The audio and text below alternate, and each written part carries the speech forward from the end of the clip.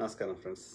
So నేను పెట్టిన title ప్రకారం ఇది ఇన్ని రోజులు మనము బీజేపీ మాత్రమే వాట్సాప్లలో కానీ ఎక్కడ వీలైతే అక్కడ చెత్త ప్రచారం చేస్తా, విద్వేషాలు నింపుతా, ప్రధానమంత్రితో సహా గోధి మీడియా ఇవన్నీ ఇంతవరకు దాకా మనము బీజేపీని మాత్రమే అనుకున్నాం.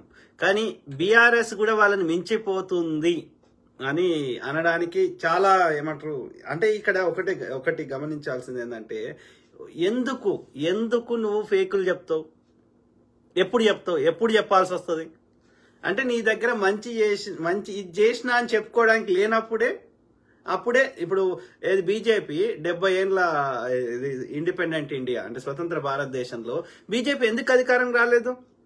ఎందుకంటే అప్పుడున్న బీజేపీలో ఉన్న నాయకులు వాళ్ళది మతం పేరు మీద ఐడియాలజీ డిఫరెంట్ ఉన్నది కాబట్టి ఆ బేస్డ్ మీద పోయినరు. రథయాత్ర అది అని అట్లా పోయినరు. కానీ ఇట్లా ఫేకులు ప్రచారం చేయలేదు. ఫేకులు ప్రచారం చేయని రోజులు బీజేపీ అధికారం రాలేదు.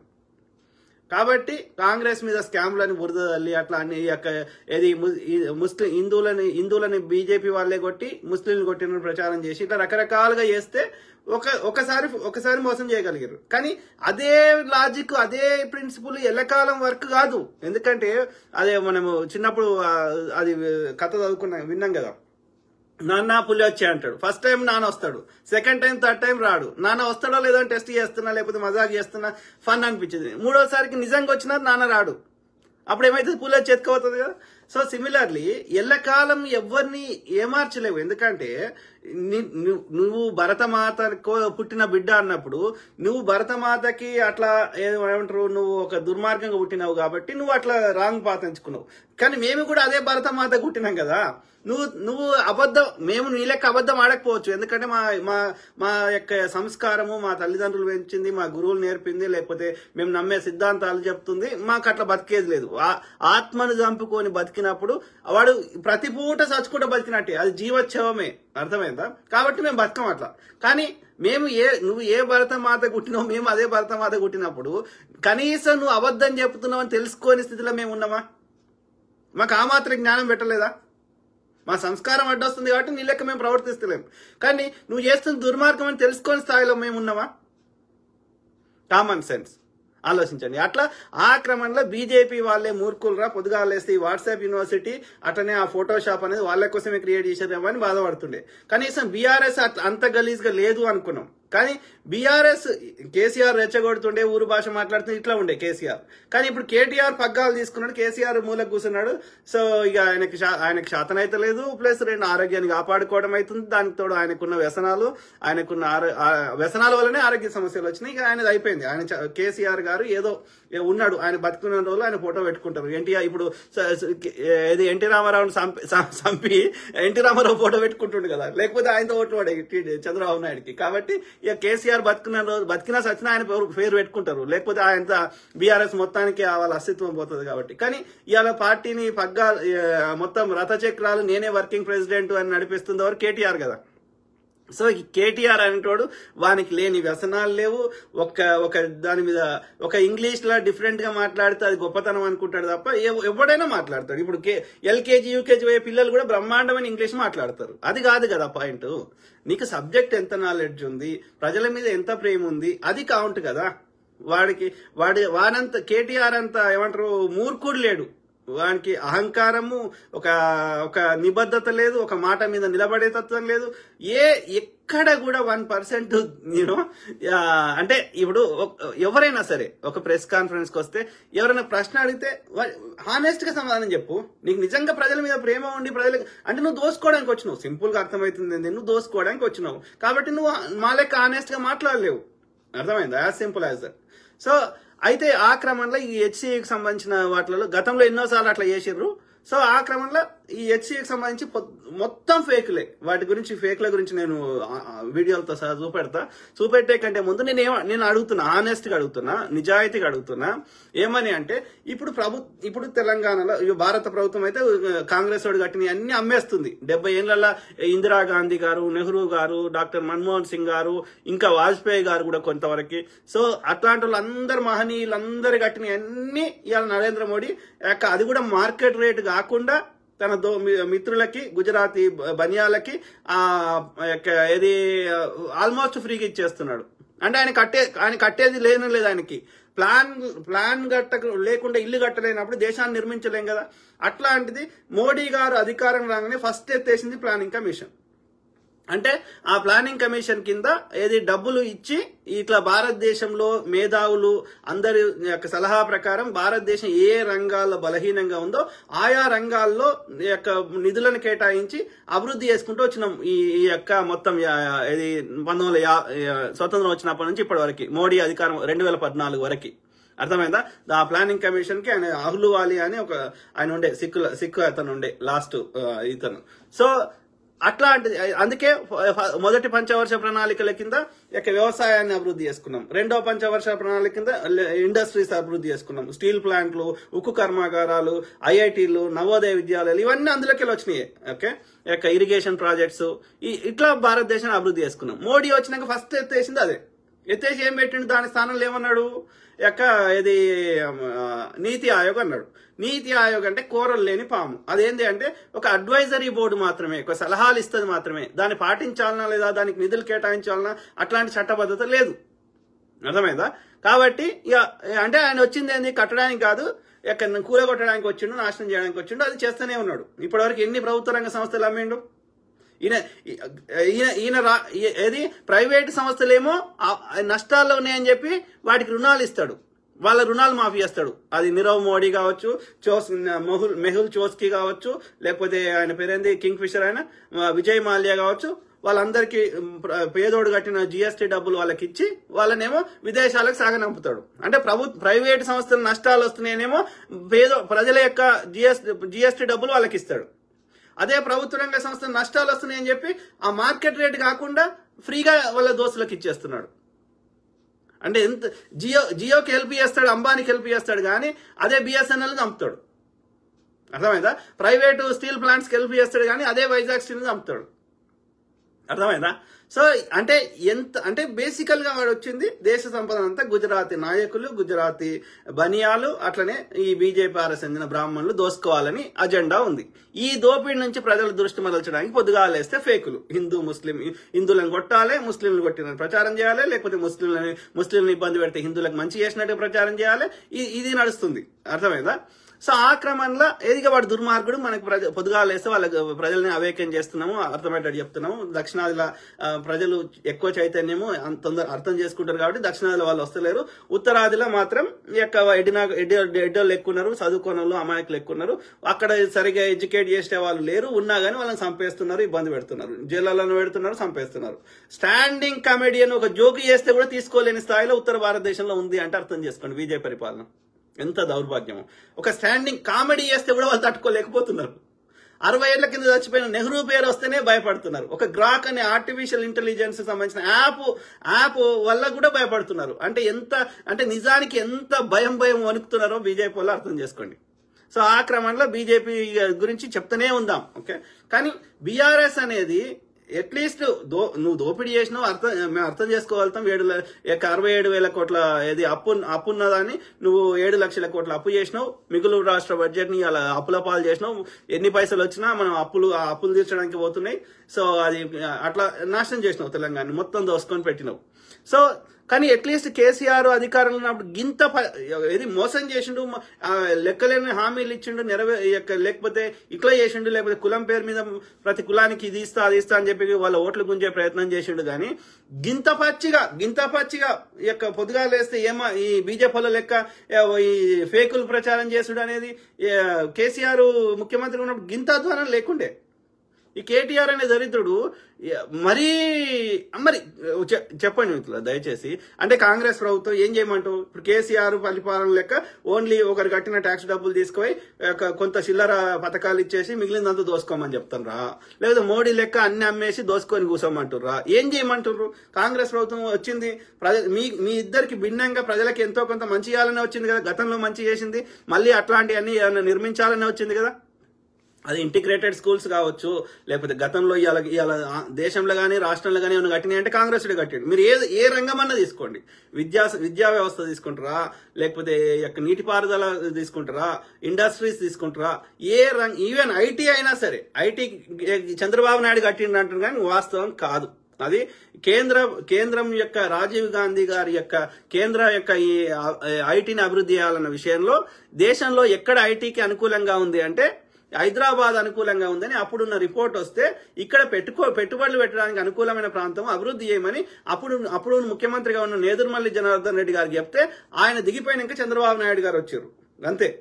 కాబట్టి అప్పుడు కాంగ్రెస్ స్టార్ట్ చేసిన ప్రాజెక్టుని చంద్రబాబు నాయుడు గారు కంటిన్యూ చేశారు. సేమ్ థింగ్ విత్ ఈ యొక్క ఎయిర్పోర్ట్. అప్పుడు ఇది ఒక గవర్నమెంట్ నుంచి ఇంకో గవర్నమెంట్కి వస్తే ప్రాజెక్టులు ఆపలేదు, వాళ్ళ మీద వ్యక్తిగత కక్ష తీసుకోలేదు, అది టీడీపీ అయినా కాంగ్రెస్ అయినా, వైస్ వర్స అయింది. అర్థమైంది? అట్లా కంటిన్యూ చేశారు. చంద్రబాబు నాయుడు నిజంగా అంత సమర్థుడైతే ఆంధ్రప్రదేశ్ లో ఒక ఐటీ యొక్క సైబర్ టవర్స్ కట్టండి, అక్కడ ఐటీని అభివృద్ధి చేయండి చూద్దాం. ఆయన చేయలేడు. పోలవరం ఫస్ట్ టైం వచ్చినప్పుడు కంప్లీట్ చేయలే, ఇప్పుడు చేయలేకపోతున్నాడు. ఆయనకు నిబద్ధత లేదు, ప్రజల మీద ప్రేమ లేదు, ఆయనకు అధికారం కావాలంటే ఎన్ని కుట్రలైనా చేస్తాడు, అంతవరకే. Is not a capable leader. ఆయన ప్రచారం అట్లా చేసుకున్నాడు, నేనేదో చేసినా అని చెప్పి. ఒక మైక్రోసాఫ్ట్ అధినేత భారతదేశానికి వస్తే అప్పుడు వాజ్పేయి గవర్నమెంట్ ఈయన చెప్పితే నడిచింది కాబట్టి వాజ్పేయి గారిని నా రాష్ట్రానికి రప్పించుకుంటే నేను ఏమంటారు అడ్వర్టైజ్మెంట్ చేసుకుంటా అని చెప్పి చేసిండు తప్ప ఈయన పబ్లిసిటీ చేసుకున్నాడు తప్ప ఈయనతోటి ఏమంటారు ఏమి కాదు. ఒకవేళ అయ్యేది ఉంటే ఇప్పుడు ఆంధ్రప్రదేశ్లో ఏమైనా ఏమని చూద్దాం. సింపుల్ కదా. నువ్వు గన్ని చేసినప్పుడు 30 ఏళ్ల రాజకీయ అనుభవం ఉన్నప్పుడు నీ సొంత పార్టీ పెట్టుకొని నువ్వు గెలిచే స్థాయిలో నువ్వు లేవు. అప్పుడు లేవు, ఇప్పుడు లేవు, ఎప్పుడు లేవు. ఇప్పటికి కూడా ఓపెన్ ఛాలెంజ్ చేస్తున్నా, చంద్రబాబు నాయుడు గారు సొంత పార్టీ పెట్టుకొని 4 సీట్లు గెలవమని చూద్దాం. ఎన్టీఆర్ బొమ్మ పెట్టుకుంటే గెలుస్తున్నావు తప్ప లేకపోతే నువ్వు గెలవలేవు. ఎన్టీఆర్ బొమ్మ తీసేయమనండి పార్టీలకి, చంద్రబాబు నాయుడు బొమ్మ తప్ప ఎన్టీఆర్ బొమ్మ తీసేయమనండి, గెలుస్తాడేమో చూద్దాం 4 సీట్లు. అంతే. ఇక నువ్వు ఎన్టీఆర్ పెద్ద అనే యొక్క క్రెడిబిలిటీని విశ్వసనీయతని నువ్వు దాన్ని క్యాష్ చేసుకునే ప్రయత్నం చేస్తున్నావు తప్ప నీకు ప్రజల మీద ప్రేమ లేదు. అక్కడ నువ్వు ఎక్కడ గెలవవు. సింపుల్. ఇక పవన్ కళ్యాణ్ అయితే వాడు ఇక ఎందుకు వాని గురించి ఎంత తక్కువ మాట్లాడితే మన టైం వేస్ట్ అయ్యేది అది. సో ఆక్రమణ ఏం చెప్తున్నా అంటే ఇక్కడ మరి ఏం చేయమంటావు ఇప్పుడు ఇక్కడ ఐటీ ఇండస్ట్రీ అక్కడ ఏది మొత్తం రాజశేఖర రెడ్డి గారి హయాంలో ఏది అక్కడ ఐటీ ఫస్ట్ ఫేజ్ అది చెప్పిన ఇంతకుముందు నేదురుమల్లి జనార్దన్ రెడ్డి, రాజీవ్ గాంధీ గారు. సో సెకండ్ ఫేజ్ చెప్తున్నా. రహేజ్ ఐటీ పార్కు, ఆ యొక్క విప్రో, ఇవన్నీ రాయదుర్గ్ లో విప్రో, సెజ్జులు ఇవన్నీ ఎక్కడి నుంచి వచ్చినాయి? డాక్టర్ మన్మోహన్ సింగ్ గారు యూపీఏ ప్రభుత్వం సెకండ్ టైం వచ్చుంటే మనకు ఐటీఆర్ ప్రాజెక్ట్ వచ్చేది.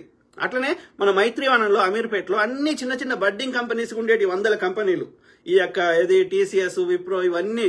సో వాటన్నిటికి సత్యం కంప్యూటర్స్ ఇవన్నిటికి రహేజ్ ఐటీ పార్క్ లో రాజశేఖర రెడ్డి గారు కట్టి వాళ్ళకి దుబాయ్ వాళ్ళ కాంట్రాక్ట్ ఇచ్చి కట్టిస్తే ఆ భవనాలలో వీళ్ళందరికీ మనము అన్ని రకాల ఫెసిలిటీస్ ఇస్తే, అన్ని రకాల రాయితీలు ఇస్తే అప్పుడు ఐటీ సెకండ్ బాగా అభివృద్ధి చెందింది. అది చంద్రబాబు నాయుడు చేసిండని చెప్తే అది మూర్ఖత్వం. సో అట్లా కాంగ్రెస్ హయాంలోనే ఏది జరిగినా అది జరిగింది. రాజశేఖర రెడ్డి గారి హయాంలోనే 90 ప్రాజెక్టులకు ఏది మన యొక్క జలయజ్ఞం స్టార్ట్ చేసిండ్రు. సో పూడిక తీసేటి చిన్నవి పెద్దవి అన్ని కలిపితే 40,000 కోట్లు, అంటే ఎస్టిమేషన్ పెడితే 90,000 కోట్లు అయినాయి. అట్లాంటిది ఒక్క కాళేశ్వరంకి 1,10,000 కోట్లు చేసిండు. ప్లస్ మిత్తి అసలు కలిపితే ఇంకెక్కువ, ఓన్లీ అసలే అది చెప్తున్నా, దానికి మిత్తి దానికి అన్ని కలిపితే ఎంత అవుతుంది? సో ఇది పరిస్థితి. సో కాబట్టి ఈ యొక్క ఇది కాంగ్రెసే ఏమైనా చేస్తే కాంగ్రెసే చేసింది. అది ఏం చేసినా ప్రతి సమస్యకు పరిష్కారం చూపెట్టడం కాంగ్రెసే చేసింది. కాదు అయితే డేటాతోటి మాట్లాడండి. మా మోడీ ఇది కట్టిండని చూపెట్టండి, మా కేసీఆర్కి ఇది కట్టిండని చూపెట్టండి. కేసీఆర్ ఏం చేసిండ్రా అంటే ఏం చూపెడుతున్నారు బీఆర్ఎస్ వాళ్ళు? ఈ పథకం ఇచ్చిండు, షాదీ ముబారక్ ఇచ్చిండు, కళ్యాణ లక్ష్మి ఇచ్చిండు, ఈ పథకాలు తప్ప కొంత చిల్లర తప్ప ఇంకా ఇది కట్టిండు అని ఒక్కటి చెప్తలేరు. కట్టకపోతే ఈ చిల్లర ఇచ్చే పథకాలు ఎన్నాళ్ళు ఇవ్వగలుగుతాం ఏ ప్రభుత్వమైనా? వాళ్ళని పేదోని ఎల్లకాలం పేదోని ఉండనియద్దు. రోజు రోజుకి ఆ యొక్క పథకాలు పొందే వారి సంఖ్య తగ్గాలంటే పేదవాళ్ళ నుంచి వాళ్ళను మిడిల్ క్లాస్ కి, అబోవ్ మిడిల్ క్లాస్ కి ధనవంతులను తయారు చేయాలంటే సంపద సృష్టించాలంటే అభివృద్ధి చేయాలంటే కట్టాలి, చదువు చెప్పాలి. వాళ్ళంతా వాళ్ళు వ్యాపారం చేసుకుంటాం అంటే వాళ్ళకి తక్కువ వడ్డీ లేని రుణాలు ఇవ్వాలి. అట్లా వాళ్ళని చేస్తే వాళ్ళే ఒకరు ఏదైనా వ్యాపారం పెట్టుకుంటే 10 మందికి వాళ్ళే పని కల్పిస్తారు. అట్లా వాళ్ళ ఆర్థికంగా అభివృద్ధి అంటారు, వాళ్ళ చేల పైసలు ఆడతాయి, 4 వస్తువులు కొనుక్కుంటారు, గవర్నమెంట్ దగ్గర కూడా ట్యాక్సులు వస్తాయి. అట్లా రోజు రోజుకి ఈ పథకాలు పొందుతున్న వాళ్ళ సంఖ్య, తెల్ల రేషన్ కార్డు ఉన్న వాళ్ళ సంఖ్య, దారిద్ర్య రేఖకు దిగువన ఉన్న బీపీఎల్ వీళ్ళ సంఖ్య తగ్గాలంటే అభివృద్ధి చెయ్యాలి. సింపుల్. మరి అభివృద్ధి ఎట్లయితుంది? ఏది కట్టాలన్నా భూమి కావాలి. ఎక్కడి నుంచి తెద్దాం? మరి ఫార్మాసిటీ కడదాం, ఇంకోటి కడదామంటే పంట పొలాలు తీసుకుంటూకుంటారా? అది ఇంకా పెద్ద గొడవ చేస్తారు. మొన్న ఆ రైతులు అక్కడ ఏది రంగారెడ్డి జిల్లాలో ఎంత పెద్ద గొడవ చేసి అదే బీఆర్ఎస్ వాడు ఎంత గొడవ చేపించిండు, ఆ యొక్క కలెక్టర్ని కొట్టే ప్రయత్నం చేశారు. అంటే పంట పొలాలు తీసుకోవద్దు.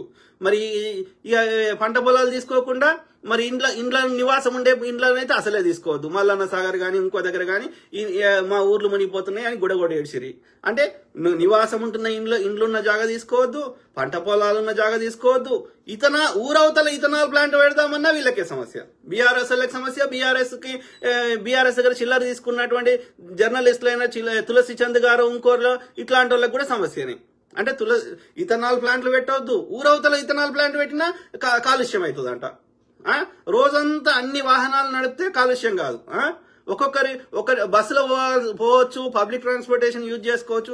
అయినా ప్రతి ఒక్కరు ఇంట్లో ముగ్గురుంటే మూడు వాహనాలను మెయింటైన్ చేస్తే కాలుష్యం కాదు.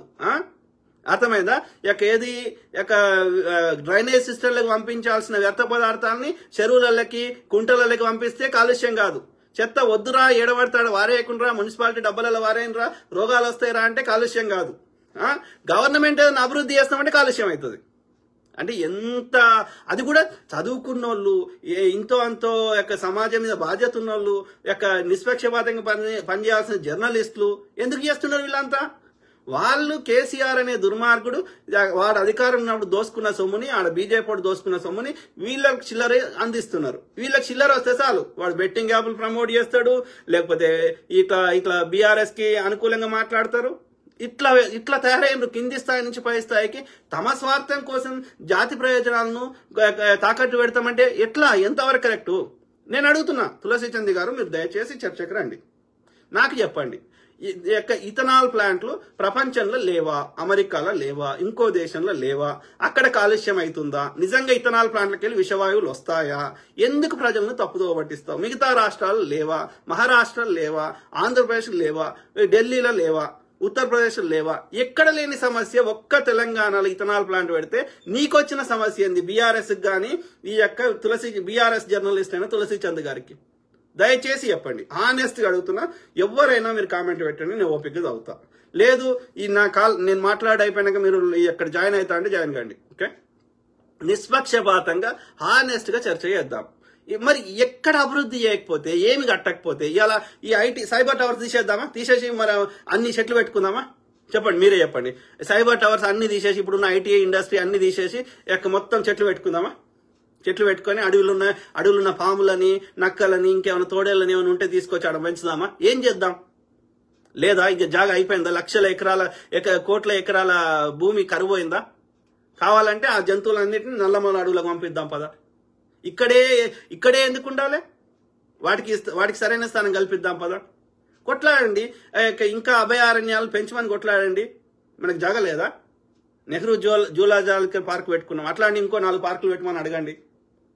కానీ ఈ అభివృద్ధి చేసే దాంట్లోనే దామగుండంలోనే వచ్చాయంట. ఆ దామగుండంలో ఉన్న చెట్లన్నీ వేరే దగ్గర, చెట్లు పెంచడం పెద్ద సమస్య కాదు. 2-3 ఏళ్లలో అది పెద్ద చెట్లు అయిపోతాయి, అది పెద్ద సమస్య కాదు. ఓకే, అర్థమైందా? సో చెట్లను పెంచడం పెద్ద సమస్య కానే కాదు, పెంచుదాం. మొన్న ములుగులో పెద్ద ఏమంటారు గాలి దుమారం వచ్చి ఎన్ని చెట్లు కొట్టుకుపోయినారా? లక్షల కోట్లు పోయినాయి. ఏమైంది? ఇలా గాలి పిలుస్తలేమా? నేను అనేది అభివృద్ధి రెండింటిని కలపొద్దు అంటున్నాను, అంతే. అభివృద్ధే దేని దానికే. ఓకే, దానికి గ్రీనరీని, దానికి సస్యశ్యామలం చేసుకోవాలి, ఇంకా మినీ అడవులను పెంచుకోవాలి, పార్కులను పెంచుకోవాలి.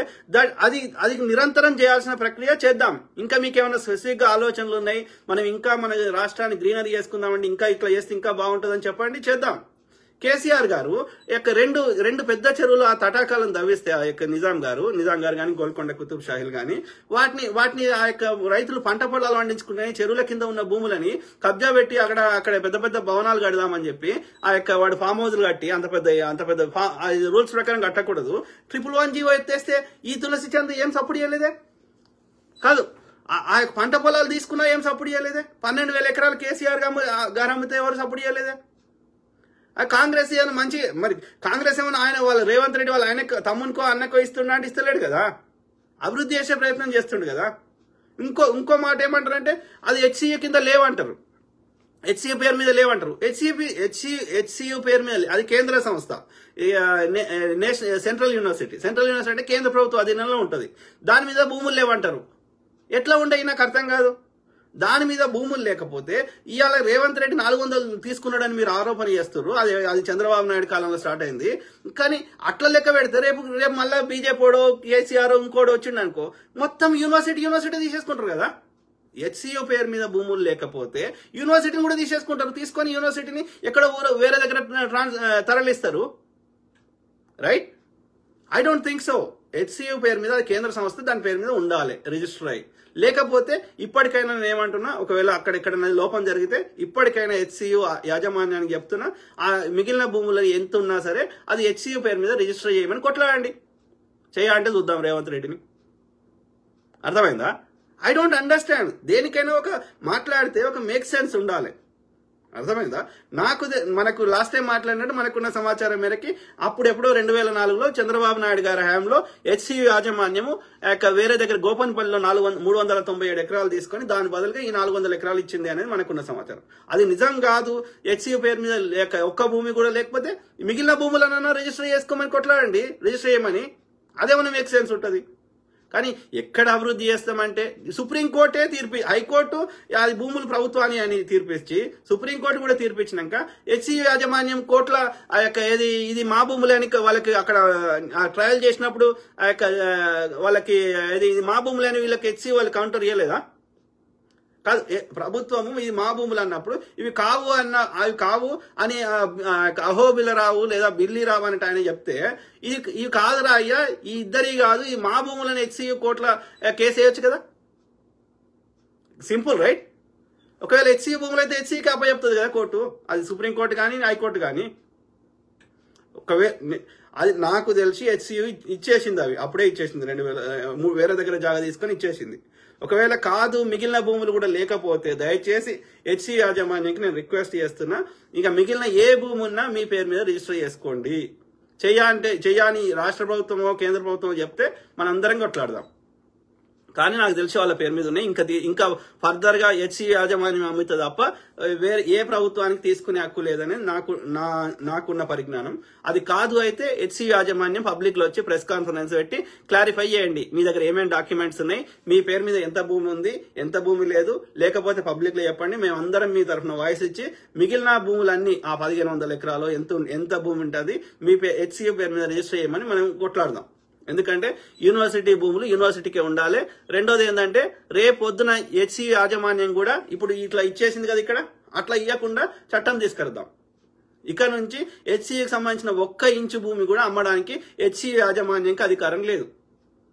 ఎందుకంటే యూనివర్సిటీ భూములు, యూనివర్సిటీ అనేది ప్రజలకు చెందినవి, ప్రజల భూములు. అది యూనివర్సిటీ కోసం ఒక ప్రత్యేకమైనటువంటి ఒక అవసరానికి విద్య కోసం అది కేటాయించబడ్డాయి. ఇక నుంచి ఫ్యూచర్ లో ఏ కారణం చేతైనా ఈ హెచ్సియు యూనివర్సిటీకి చెందిన హైదరాబాద్ సెంట్రల్ యూనివర్సిటీకి చెందిన భూములని అమ్ముకునే హక్కు రాష్ట్ర ప్రభుత్వాలకు కానీ అట్లనే హెచ్సియు యూనివర్సిటీ యాజమాన్యానికి కానీ లేకుండా ఉండే విధంగా చట్టం తీసుకురండి.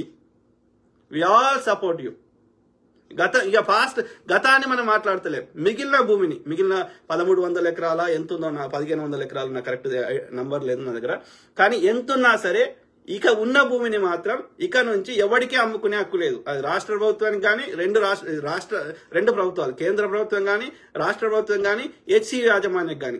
ఎందుకంటే అది ఒక స్పెషల్ పర్పస్ కోసం, ఒక పవిత్రమైన విద్యా విధానం కోసం కేటాయించినప్పుడు రేపు ఫ్యూచర్ లో ప్రభుత్వాలు కానీ లేకపోతే హెచ్సియు యాజమాన్యం కానీ వాని స్వార్థం కోసం అమ్మేసుకున్నాడు అనుకో, యూనివర్సిటీ లేచిపోతుంది కాదు కదా. అట్లా అంటే అన్ని యూనివర్సిటీలు అమ్ముకోవచ్చు. ఇక జేఎన్టీయూకి సంబంధించిన భూములు అమ్ముకోవచ్చు, ఉస్మాన్ యూనివర్సిటీ భూములు అమ్ముకోవచ్చు. అట్లా రాకుండా ఒక చట్టం తీసుకురండి. కేంద్ర పరిధిలో చేస్తారా రాష్ట్ర పరిధిలో చేస్తారో తెలియదు, కానీ ఈ గతాన్ని మనం మార్చలేము. ఆల్రెడీ ఇప్పుడు ఉస్మాన్ యూనివర్సిటీలో చదువుకున్నాను, ఆడ అడిక్మెట్ పోతే, ఈడ అప్సి కూడా పోతే, అటు తార్నాక పోతే ఆ 3000 ఎకరాలు కేటాయించిండంట అప్పుడు నిజాం గారు. ఎవరు రవీంద్రనాథ్ ఠాగూర్ గారు అడిగారు, అయ్యా నువ్వు నిజాం గారు నువ్వు ఇన్ని మంచి పనులు చేసినావు ఈ దేశంలో, ఒక్క పిల్లలకు చదువుకోవడానికి అప్పుడున్న హైదరాబాద్ రాష్ట్రంలో ఇన్ని మంచి పనులు చేసిన నీ హైదరాబాద్ రాజ్యంలో, మరి పిల్లలకు చదువుకోవడానికి ఒక యూనివర్సిటీ పెట్టవా అంటే అప్పుడు 3000 ఎకరాలు ఇచ్చి ఈ ఉస్మాన్ యూనివర్సిటీ పెట్టాడు. మరి అప్పుడు 3000 ఎకరాలు కేటాయిస్తే ఇవాళ ఎంత ఉంది? 1500 ఉంటే ఎక్కువ కావచ్చు నాకు తెలిసి. అటు మొత్తం జామా ఉస్మానియా అడిక్మెట్ అదంతా కబ్జా పెట్టిర్రు. ఇక్కడ ఏది ఇటు మన హబ్సిగూడ ఈ రామంతాపూర్ ఇటు సైడ్ పెట్టిరు, మొత్తం ఉస్మానియా యూనివర్సిటీ చుట్టూ పెట్టిరు. ఏడున్నది కొంచెమే మిగిలిపోయింది. ఇప్పుడు అక్కడ అలా కూడా అన్ని బిల్డింగ్లు వచ్చేసినాయి.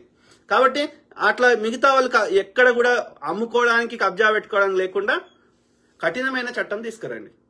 వి ఆల్ సపోర్ట్ యూ. ప్రతి విద్యా సంస్థకి దానికి సంబంధించిన భూమి ఉండాల్సిందే. ఒక ప్రశాంతమైనటువంటి ఒక గ్రీనరీ ఉన్నటువంటి ఒక ఆహ్లాదకరమైన వాతావరణంలో పేద అన్ని విద్యార్థులు చదువుకోవాల్సిందే. వాళ్ళకి అట్లాంటి వసతులు కల్పించాల్సిన బాధ్యత మన ప్రభుత్వాలకి ప్రజలకి ఉంది. ఓకే, మేధావులను తయారు చేస్తేనే ఆ మేధావులే ఈ దేశాలను నడుపుతారు, వ్యాపారాలు నడుపుతారు, దేశాన్ని ముందుకు తీసుకుపోతారు. కాబట్టి ఆ మాత్రం మనము మంచి ఆహ్లాదకరమైన వాతావరణంలో పిల్లలు చదువుకునే విధంగా మనం కేటాయించలేమా? ఆలోచించండి. ఏదైనా సమస్యకు పరిష్కారం దిశగా ఆలోచించాలి కానీ లంగరాజకీయం చేస్తా ఎక్కడ ఏ ప్రతి చోట ఏలు పెడితే కాలు కొడితే ఏలు కొడితే కరెక్ట్ కాదు. సమస్యకి శాశ్వత పరిష్కారం చూపెట్టండి, అది మేక్ సెన్స్ అవుతుంది. ఆలోచించండి మిత్రులారా. సో ఆ క్రమంలో ఏది ఎట్లా ఫేకులు చెప్తున్నారు, ఏది యూనివర్సిటీ భూముల గురించి నేను చెప్పిన, అది రిజిస్టర్ కాకపోతే చేయించుకోండి. ఇక నుంచి ఎవరు కూడా ఇంక్లూడింగ్ హెచ్సి యాజమాన్యం కూడా, యూనివర్సిటీ యాజమాన్యం కూడా, వాళ్ళకి కూడా 1 ఇంచు భూమి కూడా అమ్ముకునే హక్కు లేదు. ఇంకా దానికి కావాల్స్తే ప్రహారీ గోడలు కడతారా, కంచెలు కడతారా, చుట్టూ వాక్వేలు కడతారా, ఏం చేస్తారో మాకు తెలియదు. దాని యొక్క ఇంచు భూమి కూడా ఏ యూనివర్సిటీ, అదొక్కటే హెచ్సిఏ కాదు, ఏ యూనివర్సిటీ యొక్క ఇంచు భూమి కూడా ఇక్కడ నుంచి పోవడానికి వీల్లేదు. ఇక పోయిన దాన్ని మనం రికవర్ చేయలేము. అది కోర్టులు ఉంటాయి, కేసులు ఉంటాయి, అది వర్కౌట్ కాదు. ఇక ఎవడమ్మిండో ఎవడు కబ్జా పెట్టిండో అప్పుడున్న ప్రభుత్వాలు వాళ్ళు చిల్లర తీసుకొని వాళ్ళు అట్లా చేసిరో మనకు తెలియదు. కాబట్టి ఇక గతం పోతలేం. కానీ అయితే ఈ హెచ్సిఏ భూములకు సంబంధించిన మన దగ్గర ఉన్న వీడియోలు కొన్ని షేర్ చేస్తా, చూడండి. ఓకే, అలా ఎన్ని ఫేక్లు ఉన్నాయి, ఎన్ని నిజాలు ఉన్నాయి, దానికి సంబంధించిన వాస్తవాలు ఏందో మనకున్న సమాచారం షేర్ చేద్దాం, చూద్దాం. ప్రచారం జరుగుతుంది. ఇక్కడ వీడియో చూస్తున్నారు కదా, ఈ వీడియోలో ఉన్న జింక ఎక్కడిది? విశాఖపట్నంలోని విశాలక్ష్మి నగర్ లో ఎస్ఎస్ అకార్డే వాళ్ళు అడవిలో నుంచి వచ్చిన జింకకు బకెట్ల నీళ్లు పెడితే ఈ బీఆర్ఎస్ దొంగలు ఏమని ప్రచారం చేస్తున్నారు? హెచ్సియు దగ్గర అడవిల నుంచి జింక వచ్చింది, ఇది గోపనపల్లి ఇళ్లలో జరుగుతుంది అని చెప్పేసి ప్రచారం చేస్తున్నారు. సిగ్గుండాలి నిజంగా ఇట్లాంటి ప్రచారం చేస్తాం. లాస్ట్కి మీ పరిస్థితి ఏమైందంటే ఏ బీఆర్ఎస్ మీడియానే, సోషల్ మీడియానే, దొంగ సోషల్ మీడియా అన్ని అబద్ధాలు చెప్తుందన్న కాడికి వస్తుంది. ఎట్లా అంటే వెనకటికి తండ్రి కొడుకట ఇట్లా అడవిలో పోయారట. ముచ్చట అర్థమైంది కదా, అది విశాఖపట్నంలో ఎప్పుడో అయింది. అట్లనే ఇంకో దగ్గర ఎక్కడ గుజరాత్ లో ఎక్కడో చచ్చిపోయిన జింకని ఇక్కడ చచ్చిపోయిందని ప్రచారం చేస్తున్నారు. మీరు ఒకసారి మా ట్రాక్ రికార్డ్ చూస్తే కూడా మేమేదో కొత్తగా ఇవాళ పర్యావరణ ప్రేమికులు కాలేదు, కొత్తగా మేమేమి మాట్లాడడం లేదు. ఇంత గొప్ప కార్యం జరిగింది వరంగల్ అజంజాయి మిల్ ఏరియాలా. వెనకట నిజాం నవాబుల కాలంలో పెట్టిన చెట్లట ఇవన్నీ. కొన్ని చెట్లయితే 100 ఏళ్లకు మీదనే ఉండొచ్చునట. ఎందుకో తెలుసునా, సీఎం సార్ సభ కోసం వరంగల్లో సభ పెడితే ప్రధానమంత్రి అవుతారని ఓ సెంటిమెంట్ ఉన్నదట. ఒక్క మహదేవ్పూర్ అటవీ ప్రాంతంలో దాదాపు 14 కిలోమీటర్ల అడవి నరికేశారు. రాజన్న సిరిసిల్ల జిల్లాలోని కోనవరపేట మండలం మల్కపేట రిజర్వాయర్ పనుల పేరుతో అటవీ సంపదను దోచేశారు. కాంట్రాక్టర్ల గొడ్డలి వేటుకు చెట్లన్నీ నరికివేతకు గురై వాటి దుంగలు అమ్మకానికి అంగట్లో ఇలా ఉన్నాయి. నియోపోలిస్ పోదాం, కొండలని గుట్టలని తొలిచేసి. ఇంకొకటి మిత్రులారా, చెట్లను పెంచవచ్చు కానీ గుట్టలను పెంచలేం. కానీ తెలంగాణలో ఎక్కడ గుట్టలు లేకుండా ఈ గ్రానైట్ కోసం మొత్తం దోసుకున్నారు. మళ్ళీ దాన్ని ఏమంటారా? రామేశ్వరరావుకి, రాజపుష్పకి వీళ్ళందరూ కట్టబెట్టలేను. వేలమేసి ఎకరం 100 కోట్లు వచ్చిందని పెద్ద ఎత్తున సంబరాలు చేసుకున్నాం. అక్కడ రాక్స్ పోయినాయి, చెట్లు పోయినాయి, ఎన్నో వన్యప్రాణులు ఆగమైపోయినాయి. మరి దాని సంగతి ఏంటి? హరిత విప్లవాన్ని సృష్టించిన ప్రభుత్వం మాది. ఇది మా ట్రాక్ రికార్డ్, ఇది మేము సాధించిన విజయాలు. అర్థమైందా మిత్రులారా? కోకాపేటలో ఎకరం 100 కోట్లు వరకింది కదా నియోపోలిస్. అది గుట్టలను తొలిచి అమ్మినటువంటి భూములు. 100% చెప్తాం. 2019లో మీరు తీసుకోండి. ఇప్పటికెళ్ళాం. చెయ్యలి కట్టను తెలుసుకొని విలయము విజృంభించునని దానికి కూతవేటు దూరంలోనే మై హోమ్ రామేశ్వరరావు సంబంధించినటువంటి కన్స్ట్రక్షన్ ఇప్పటికి కూడా భారీ ఎత్తున అవుతా ఉంది. ఎన్ని చెరువులు, ఎన్ని భూములు కబ్జా పెట్టిన మిత్రులారా. హైదరాబాద్ సరౌండింగ్స్, రంగారెడ్డి ఈ పరిసర ప్రాంతాల్లో మై హోమ్ రామేశ్వరరావు, కేసీఆర్ వీళ్ళంతా ఒక్క ఇంచు భూమి అని వదిలేరా. గొడగొడ ఏడ్చిరు మల్లన్న సాగర్ కింద, గొడగొడ ఏడ్చిరు ఈ ఫార్మాసిటీ అని చెప్తే. పంటలు పండించే భూములు మళ్ళీ వీళ్ళు వచ్చేసి వాళ్ళ నీతులు చెప్తున్నారు. మీకు తెలుస్తుంది. అప్పుడు అందరూ మాట్లాడుతున్నారు, సెలబ్రిటీలతో మాట్లాడుతున్నారు కదా. నియో పోలీసు వస్తారు, అందరూ నియో పోలీసులో గుట్టలను తొలిచి ఈ రోజు బేసికల్ ఏంటంటే ప్రభుత్వం ఏ మంచి పని చేయొద్దు, ప్రజలు బాగుపడొద్దు. బాగుపడితే మళ్ళా కాంగ్రెస్ ఓడే వస్తాడు. కాబట్టి ప్రజలు కాంగ్రెస్ ప్రభుత్వం దగ్గర పైసలు ఆడొద్దు. అభివృద్ధి జరగకపోతే, ప్రజలకు మంచి చేయకపోతే అప్పుడు కాంగ్రెస్ మంచి చేయలేదని బురదల్లి అప్పుడు మేము అధికారం రావచ్చని మీ ఆశ. కానీ ప్రజలు ఎందుకు కూరుకుంటారు? కరు కాల్చి వాత పెట్టారు కదా. నువ్వు ఎన్ని కుట్రలు చేసినా, ఎన్ని పైసలు వంచినా, ఎన్ని చిల్లర పథకాలు ఇచ్చినా ప్రజలు నీ కరు ఎందుకు ఎన్నుకోలేదు? ఎందుకంటే నీ లోపల నువ్వు దొంగవని తెలిసిపోయింది ప్రజలకి. As simple as that. నేను నిరూపిస్తా. నేను దాని మీద మల్టిపుల్ స్టోరీ చేస్తాను. ఎవరు స్పందించే దానికి ఎవరికి నోరు రాదు. ఎందుకు? కేటీఆర్ సంకనాకుంటున్నారు అందరు ఈ సెలబ్రిటీ అంతా కూడా. ఇప్పుడు ఈయన పర్యావరణం గురించి ఆయన వన్యప్రాణులు ఆహాకారాలు చేస్తున్నాయని మాట్లాడుతున్నాడు కేటీఆర్. సిగ్గుండాలి కొంచెం అన్న. నియోపోలిస్ పోదాం, కొండలని గుట్టలని తొలిచేసి మొత్తం మైహోం రామేశ్వరరావుకి, రాజపుష్పకి వీళ్ళందరూ కట్టబెట్టలేను. వేలమేసి ఎకరం 100 కోట్లు వచ్చిందని పెద్ద ఎత్తున సంబరాలు చేసుకున్నాం. అక్కడ రాక్స్ పోయినాయి, చెట్లు పోయినాయి, ఎన్నో వన్యప్రాణులు ఆగమైపోయినాయి. మరి ఆ దాని సంగతి ఏంది? నువ్వు ఇవాళ వచ్చి పర్యావరణం గురించి మాట్లాడుతున్నావు. ఆలోచించండి దయచేసి. కోకాపేటలో ఎకరం 100 కోట్లు అది గుట్టలను తొలిచి చూపెట్టిన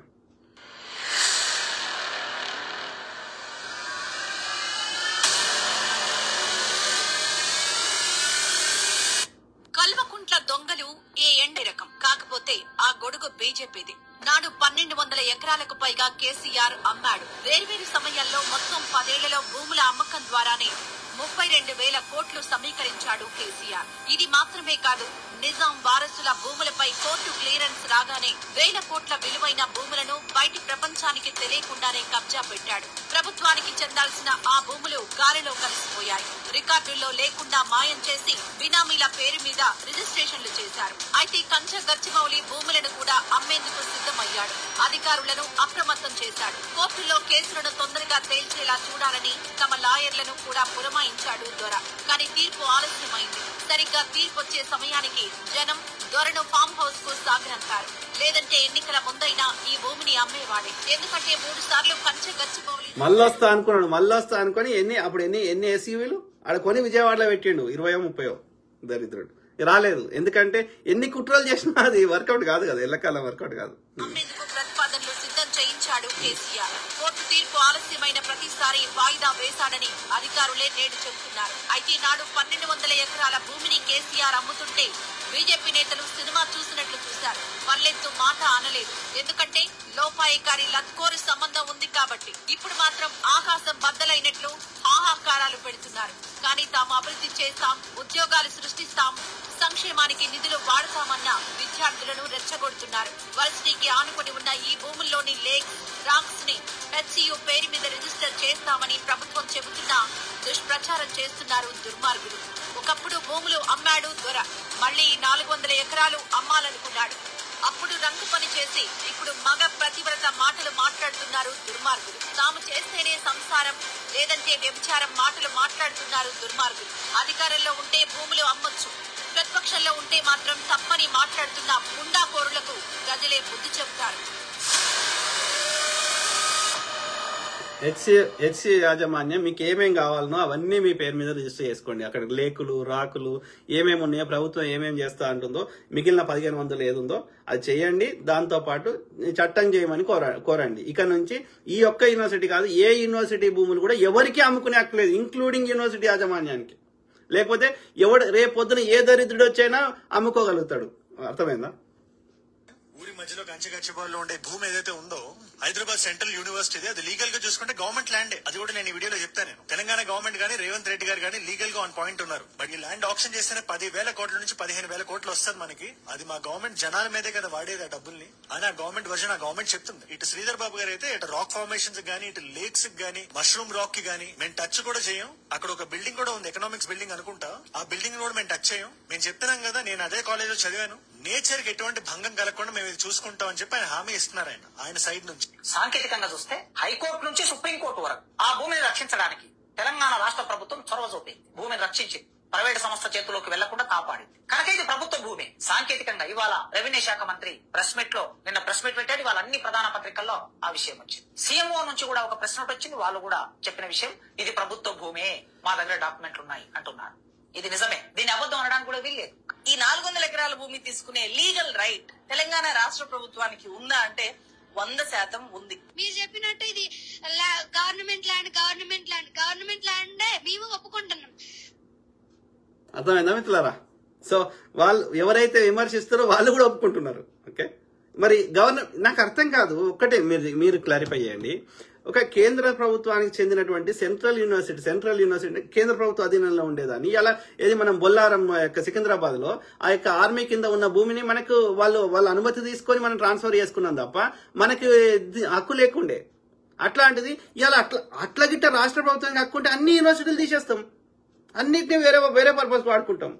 మొత్తం సెంట్రల్ యూనివర్సిటీ ఎత్తేసి ఆ భూములు 400 ఎందుకు 1500 ఎకరాలు వాడుకుంటాం. I don't think so. Somewhere ఇక్కడ ఈ చెప్పటం తప్పు చెప్తున్నరా, అక్కడ ఎక్కడ లోపం జరిగిందో నాకు తెలియదు. ఒకవేళ నాకున్న పరిజ్ఞానం మేరకి అది HCU కింద రిజిస్టర్ అయి ఉన్నాయి మిగతా 1500 ఎకరాలని నేను అనుకుంటున్నా. కాదు అయితే రేపు ఎవరైనా తీసుకోగలుగుతారా రేపు వేరే ప్రభుత్వం వచ్చైనా. కాబట్టి దయచేసి HCU యాజమాన్యం మీ పేరు మీద మిగిలిన ఏముంటే అవి రిజిస్టర్ చేసుకోండి. సింపుల్. పరోక్షంగా కోర్టులో పిఏఎల్ చేపిస్తారు, పరోక్షంగా పిల్లల్ని రెచ్చగొడతారు. యూనివర్సిటీ ల్యాండ్ తీసుకున్నారు. ఈ పిల్లలంతా ఇదంతా పెయిడ్ బ్యాచ్. పైసలు ఇస్తే చిల్లర ఇస్తే గొడవ చేస్తున్నారు. మళ్ళీ అదే వాళ్ళు పోతారు, ఎక్కడికి పోయినా అదే వాళ్ళు పోతారు. వాళ్ళ దగ్గర పేపర్ లీక్లు అయితే మనం గ్రూప్ 1 పరీక్షలు పెట్టి ఏది విద్యార్థులకు జాబ్లు ఇస్తామంటే మళ్ళీ అడ్డుపడతారు. అంటే ప్రభుత్వం ఏ మంచి పని చేస్తా అని అడ్డుపడతారు ఈ పెయిడ్ బ్యాచ్ చిల్లర బ్యాచ్కి ఇచ్చి. అర్థమైందా? మరి ప్రభుత్వం ఏం చేయాలరా? గడివికాలనా? ఏది నీ లెక్క కేసీఆర్ లెక్క ఒకరు కట్టిన ట్యాక్స్ డబ్బులు తీసుకొని వాళ్ళకి 4 చిల్లర పథకాలు ఇచ్చేసి నోరు మూసుకోవాలన్నా? ఈ అభివృద్ధి చేయొద్దా? అంటే ప్రజల దగ్గర పైసలు ఆడొద్దా? ప్రజలు వాళ్ళ యొక్క ఆర్థిక స్థితిలు మెరుగుపడొద్దా? పేదవాళ్ళ సంఖ్య తగ్గొద్దా? ప్రపంచ దేశాలతో అన్ని రంగాల్లో మన తెలంగాణ కానీ భారతదేశం పోటీ పడొద్దా? You have different. కేసీఆర్ గారు చదువుకున్న వాళ్ళకి ఇది ఇస్తా లేదు. మీరు గమనించండి. రజకులకి ఏదో ఇస్తా అన్నాడు, నాయి బ్రాహ్మణులకి మంగళోళ్ళకి కత్తి ఇస్తా అన్నాడు, గొర్రెలు కాసుకునే వాళ్ళకి గొర్రెలు ఇస్తా అన్నాడు. ఇదే అన్నాడు తప్ప మీరు చదువుకోండి, మీకు ఉద్యోగాలు ఇస్తా, చదువుకోండి, మీకు కావాల్సిన స్కాలర్షిప్లు ఇస్తా, ఇట్లా మాట్లాడలేదు. ఎందుకని? బీజేపీ కూడా బీజేపీ అది కూడా ఇయ్యదు. దొడ్డు రేషన్ బియ్యం తప్ప అది కూడా ఇయ్యదు, ఆ మాత్రం కూడా ఇయ్యదు. అంటే వాళ్ళని నాకేమర్థమవుతుంది, వీళ్ళు ఈ 99% ప్రజలు బీసీ ఎస్సీ ఎస్టీలకు చెందిన ప్రజలు బాగుపడకూడదు, వీళ్ళ దగ్గర పైసలు ఆడకూడదు. అప్పుడే మనం ఇచ్చే ఈ చిల్లరకే ఆశపడి వాళ్ళకి మనకు ఓటేస్తారు. అన్ని విధాలు వీళ్ళు బాగుపడ్డారు అనుకో, వీళ్ళు మనకు ఓటేయరు. కాబట్టి వీళ్ళని బాగుపడకుండా ఉంచాలంటే ఇట్లా చేస్తున్నారు. కానీ కాంగ్రెస్ అట్లా చేయలేదు. మీరు ఓటు వేయండి వేయకపోర్రి, అది వేరే ముచ్చట మీకు. కానీ మీరు అందరూ బాగుపడమే కాంగ్రెస్ ఐడియాలజీ. అర్థమైందా? సింపుల్. భారత్కు పోయినప్పుడు లేని బాధ ఈ రోజు TGIS పరిశ్రమలను నెలకొల్పుకోవడానికి, పెట్టుబడులు పెట్టడానికి, వేల లక్షల ఉద్యోగ అవకాశాలు కల్పించడానికి ప్రయత్నం చేస్తుంటే ఎందుకు అభ్యంతరం పెడుతున్నారు అధ్యక్ష? ఈ రాష్ట్రంలో పరిశ్రమలు రావద్దా? ఈ రాష్ట్రంలో పెట్టుబడులు ఎవరు పెట్టారు? రేవంత్ రెడ్డి గారు వాళ్ళ అన్నకో తమ్మునికో ఆ భూములు ఇస్తే గల్ల పట్టి కొట్లాడదాం. తెలంగాణ ప్రజల కోసం బాగుపడడం కోసం ఇండస్ట్రీస్ పెడితే అది ఎట్లా తప్పవుతుందో చెప్పండి. ఒక్క డైరెక్ట్ ఉద్యోగం వస్తే 10 ఇండైరెక్ట్ ఉద్యోగాలు వస్తాయి. ఇప్పుడు ITIR ప్రాజెక్ట్ కావాలని అడుగుతున్నాం కేంద్ర ప్రభుత్వాన్ని. మోడీ ఇవ్వడు. రేపు పొద్దున పరిస్థితులు మారి కాంగ్రెస్ తో కూడిన UPA లాంటిది ఏదైనా వస్తే ఇస్తుంది కావచ్చు. కానీ ఇస్తే ఏడ పెడతాం? వాళ్ళు ఏం అడుగుతారు? ఫస్ట్ ఈ ITIR ఇండస్ట్రీ కావాలంటే మాకు భూములు అలకేట్ చేయమని అడుగుతుంది. ఎక్కడి నుంచి చేస్తాడు గవర్నమెంట్? భూములు ఇస్తేనే నీకు ఇండస్ట్రీస్ పెడతామంటది. కేంద్రం నిధులు విడుదల చేస్తుంది. భూమి మరి ఎక్కడి నుంచి ఇస్తాం? అయితే రైతుల దగ్గర తీసుకోవాలి, లేదంటే అడవి ప్రాంతాలన్నా తీసుకోవాలి. లేకపోతే అభివృద్ధి కాదు. ఇప్పుడు మనం ఏదైతే అభివృద్ధి అంటున్నామో ఒకప్పుడు ఇవన్నీ అడవులే. మరి ఏం చేద్దాం చెప్పు? ఇలా జూబ్లీస్, బంజారాల్స్ ఏంటి అవి? గుట్టలు ఇట్లాంటివి కదా. అడుతుమ్మ చెట్లు ఇంకో చెట్లు ఉండే కదా ఒకప్పుడు. ఉండొచ్చు, పాములో ఇంకోటో ఉండొచ్చు అప్పుడు. మరి అవన్నీ తొలగిస్తేనే ఇవాళ సోకాల్డ్ అభివృద్ధి జరిగింది. మరి ఏం చేద్దాం? నేమంటున్నా, రెండిటికి లింక్ పెట్టకూడదు. నీకు గ్రీనరీ కావాలంటే అదొక సపరేట్ ప్రాజెక్టు. అది ఎక్కడెక్కడ భూములు ఐడెంటిఫై చేసి అక్కడెక్కడ జనావాసాలు ఉన్న దగ్గర కూడా మనం చేసుకుందాం. As simple as that. దానికి దీనికి లింక్ పెట్టకూడదు దయచేసి. ఓకే. ఈ రాష్ట్రంలో చదువుకున్న నిరుద్యోగులకు ఉద్యోగ ఉపాధి అవకాశాలు ఇవ్వద్దా? యూనివర్సిటీకి ఏం సంబంధం అధ్యక్ష? ఆ భూమి IMG భారత్ అని బిల్లీరావుకు కట్టబెట్టిన భూమి 25 సంవత్సరాలు. బిల్లీరావు అని పిలుస్తారు ఆయన అసలు పేరు అహోబిలరావు. ఐఎంజీ భారత్ అనే ఒక సంస్థకు చెందిన వ్యక్తి అతను. ఓకే, స్పోర్ట్స్ కు సంబంధించిన ఆడ పెడదామని ఆ భూమి అప్పుడు చంద్రబాబు నాయుడు గారు ఆ ఐఎంజీ భారత్ అనే కంపెనీకి ఇవ్వడం జరిగింది.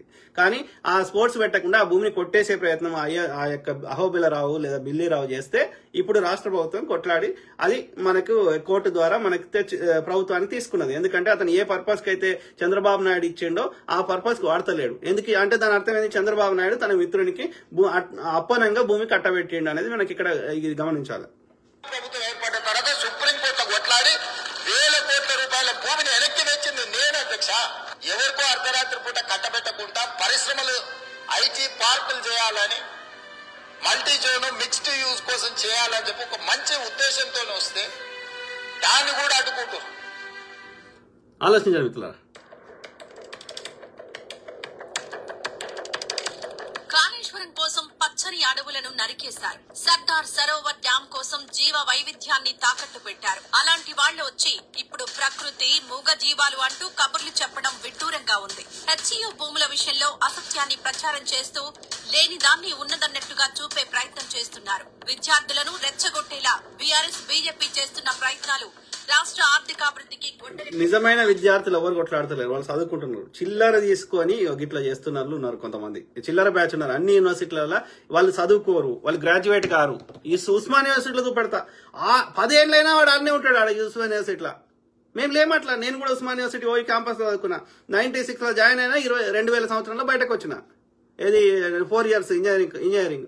అట్లా నాకు తెలిసిన వాళ్ళు 99.9% మంది ఈ యొక్క వాళ్ళ కోర్సు ఎంత ఉందో అంతనే చేస్తున్నారు, పాస్ అవుతున్నారు, వస్తున్నారు. మరి కొంతమంది 10 ఏళ్ళు 20 ఏళ్ళైనా ఉస్మాన్ యూనివర్సిటీలో ఎట్లుంటారా? అంటే వాడికి ఏంది, వాడు చదువుకోవడానికి రాలేవాడు. వాడు ఏంది, హైదరాబాద్ లో ఫ్రీగా ఫుడ్ దొరుకుతుంది, ఫ్రీగా షెల్టర్ దొరుకుతుంది, ఇక ఆంటీని బెదిరియొచ్చు, ఇక వాని దగ్గర పైసలు వసూలు చేయొచ్చు, రౌడీజం చేయొచ్చు, ఇక టైంకి తిండి దొరుకుతుంది, వాడికి పండుకోవడానికి దొరుకుతుంది. ఒక పైసా ఖర్చు అయితే లేదు. బయట ఉంటే ఎంత ఖర్చు అవుతుంది, నెలకు తక్కువ 10,000 ఖర్చు కదా బయట కిరాయి తీసుకొని ఉంటే. సో వాడికి ఏదో ఒక పిచ్చి కోర్స్ అని చెప్తున్నాడు, వాడు పాస్ అవుతలేడు, మళ్ళా రాస్తున్నాడు, లేకపోతే ఆడ లోకల్ ఉన్న అధికారులతో కుమ్మక్క అవుతున్నాడు. ఇక వాడిగా 24 గంటలు అలానే ఉంటాడు ఉస్మాన్ యూనివర్సిటీలోకి, బయటకు రాడు. ఇట్లాంటి బ్యాచ్ వీళ్ళు ఏం పని, వాళ్ళకి వాళ్ళ ప్రయారిటీ చదువు కోసం పోలేదు అక్కడికి. కాబట్టి ఏం చేస్తారు, ఇక ఇట్లనే అనవసరంగా ధర్నాలు, గొడవలు, ఎవడు చిల్లరిస్తా అంటే వాని దిక్కు పోయి గొడవలు చేయడము. మొన్న అక్కడ పోయి అల్లు అర్జున్ ఇంటి మీద పోయి రాళ్ళేస్తారు. చెప్పిండా గవర్నమెంట్ ఏమని చెప్పింది, వాళ్ళు పర్సనల్ అటాక్ ఏమన్నదా? ప్రభుత్వం వాళ్ళ పోలీసులు ప్రభుత్వమే అధికారులను అరెస్ట్ చేసే శక్తి ఉన్నాక మీరు ఎవరో ఇంటి మీద పోయి రాలేయడానికి? అంటే వీళ్ళకి చిల్లర తీసుకొని ఇట్లా చేస్తారన్నట్టు ప్రభుత్వానికి చెడ్డ పేరు తేవడం. అట్లా ఉన్నారు. ఇక ఉస్మాన్ యూనివర్సిటీ చెప్తారు. మరి వాడు చదువుకొని బయటకు వెళ్ళిపోవాలి కదా, నీ కోర్స్ అయిపోగానే. ఎందుకుంటారు అన్నేళ్ళు? నీ స్థానంలో నిజమైన విద్యార్థులు చదువుకుంటారు కదా. ఇట్లున్నారు గాడిద కొడుకులు. వీళ్ళ ఏంటంటే చిల్లర తీసుకోవాలి ఇట్లా. ఈ చిల్లర బ్యాచ్ ఉన్నారు. నిజమైన విద్యార్థులు చదువుకుంటారు, వాళ్ళు ఏ గొడవలకు వస్తలేరు, వాళ్ళ పని వాళ్ళు చేసుకుని వెళ్ళిపోతున్నారు. ఆలోచించండి మిత్రులారా. ఐటీ కారిడార్ అభివృద్ధి కోసం ప్రభుత్వం వేలం వేయదలుచుకున్న భూమికి హైదరాబాద్ సెంట్రల్ యూనివర్సిటీకి అసలు సంబంధం లేదు. సుప్రీంకోర్టు కూడా స్పష్టం చేసిన విషయం ఇది. అటు ఇటు జరిగిన భూముల బదలాయింపులు 2004లోనే జరిగిపోయాయి. హెచ్సియు భూమిని రెవెన్యూ శాఖ తీసుకోగా దానికి ప్రత్యామ్నాయంగా హెచ్సియుకి గోపన్పల్లి దగ్గర భూములనిచ్చింది ప్రభుత్వం. ఆ ఏడాది ఫిబ్రవరి 3న కంచె గచ్చిబౌలిలోని హెచ్సియు పరిధిలోని 534.28 ఎకరాలను రెవెన్యూ శాఖకు బదిలీ చేసింది. మరోవైపు గోపన్పల్లిలో 397.16 ఎకరాలను హెచ్సియుకి రంగారెడ్డి జిల్లా కలెక్టర్ ఆధ్వర్యంలో స్వాధీనపరిచారు. అప్పటి రిజిస్ట్రార్ సమ్మతితోనే ఇదంతా జరిగింది. పరస్పర అంగీకారంతో భూముల బదలాయింపులు జరిగాయి. ఇందులో మరో మాటే లేదు. ఆ రోజుతోనే వర్సిటీ భూమిపై హెచ్సియు బంధం తెగిపోయింది. ఐఎంజీ వర్సెస్ తెలంగాణ గవర్నమెంట్ కేసులో హెచ్సియుకి చెందిన భూమి ఒక్క అంగుళం కూడా లేకపోవడం గమనార్హం. అయినా హెచ్సియు భూములు అంటూ ఇటు రాజకీయ పక్షాలు, అటు విద్యార్థులు నిరసన గళాలెత్తడం విశేషం. టీజీఐఐసీ స్వయంగా ప్రకటించిన యూనివర్సిటీ రిజిస్ట్రార్ నుంచి వ్యతిరేకత వ్యక్తమవడం చర్చనీయాంశంగా మారింది. ప్రభుత్వ భూమిపై బీఆర్ఎస్ బీజేపీ రెండు అనవసర రాద్ధాంతానికి దిగుతున్నాయి. తమ పాలనలో ఇష్టం వచ్చినట్టు వ్యవహరించిన బీఆర్ఎస్ నేడు నీతులు చెబుతూ ఉండడంపై విమర్శలు వెల్లువెత్తుతున్నాయి. కాళేశ్వరం ప్రాజెక్టు విషయంలో దాదాపు 130 ఎకరాల అటవీ సంపద నాశనమైంది. ఇప్పుడు గొంతెత్తుతున్న బీజేపీ కూడా ఆయా రాష్ట్రాల్లో ప్రాజెక్టుల కోసం ఎంత అటవీ సంపదను కొల్లగొట్టిందో, జీవ వైవిధ్యాన్ని ఎంతగా దెబ్బతీసిందో కొత్తగా చెప్పాల్సిన పని లేదు. ప్రధాని మోడీ సొంత రాష్ట్రం గుజరాత్ లో నర్మదా బచావ్ ఆందోళన ఎందుకు జరిగిందో ఓసారి గుర్తు చేసుకుంటే వీరి ప్రకృతి ప్రేమ బయటపడుతుంది. మందికి మంచి చెప్పే మనుషులు తమ సొంత రాష్ట్రాల్లో అసలేం జరుగుతుందో ఓసారి గమనించుకుంటే అప్పుడు వారి మాటలకు విలువ ఉంటుందన్న విషయాన్ని గమనించాలి.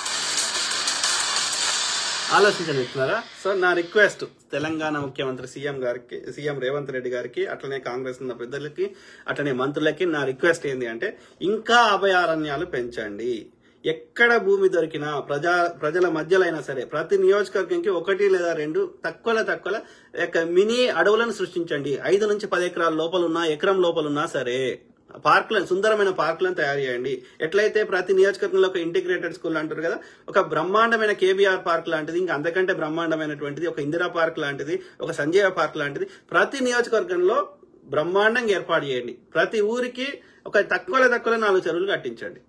That is a complete different project. ఒక 10,000 కోట్లు ప్రత్యేకంగా కేటాయించి గ్రీనరీ పెంచడం కోసం దయచేసి చేయండి. ఎందుకంటే అది ఒక మానసిక ప్రశాంతతకు సంబంధించిన ముచ్చట, ఒక మెంటల్, అది ఏది కాలుష్యం అవన్నీ తర్వాత ముచ్చట. అన్నిటికంటే బిగ్గెస్ట్ ఏంటంటే ఒక ఆహ్లాదకరమైన వాతావరణంలో మనము చాలా సంతోషంగా బతకగలుగుతాం.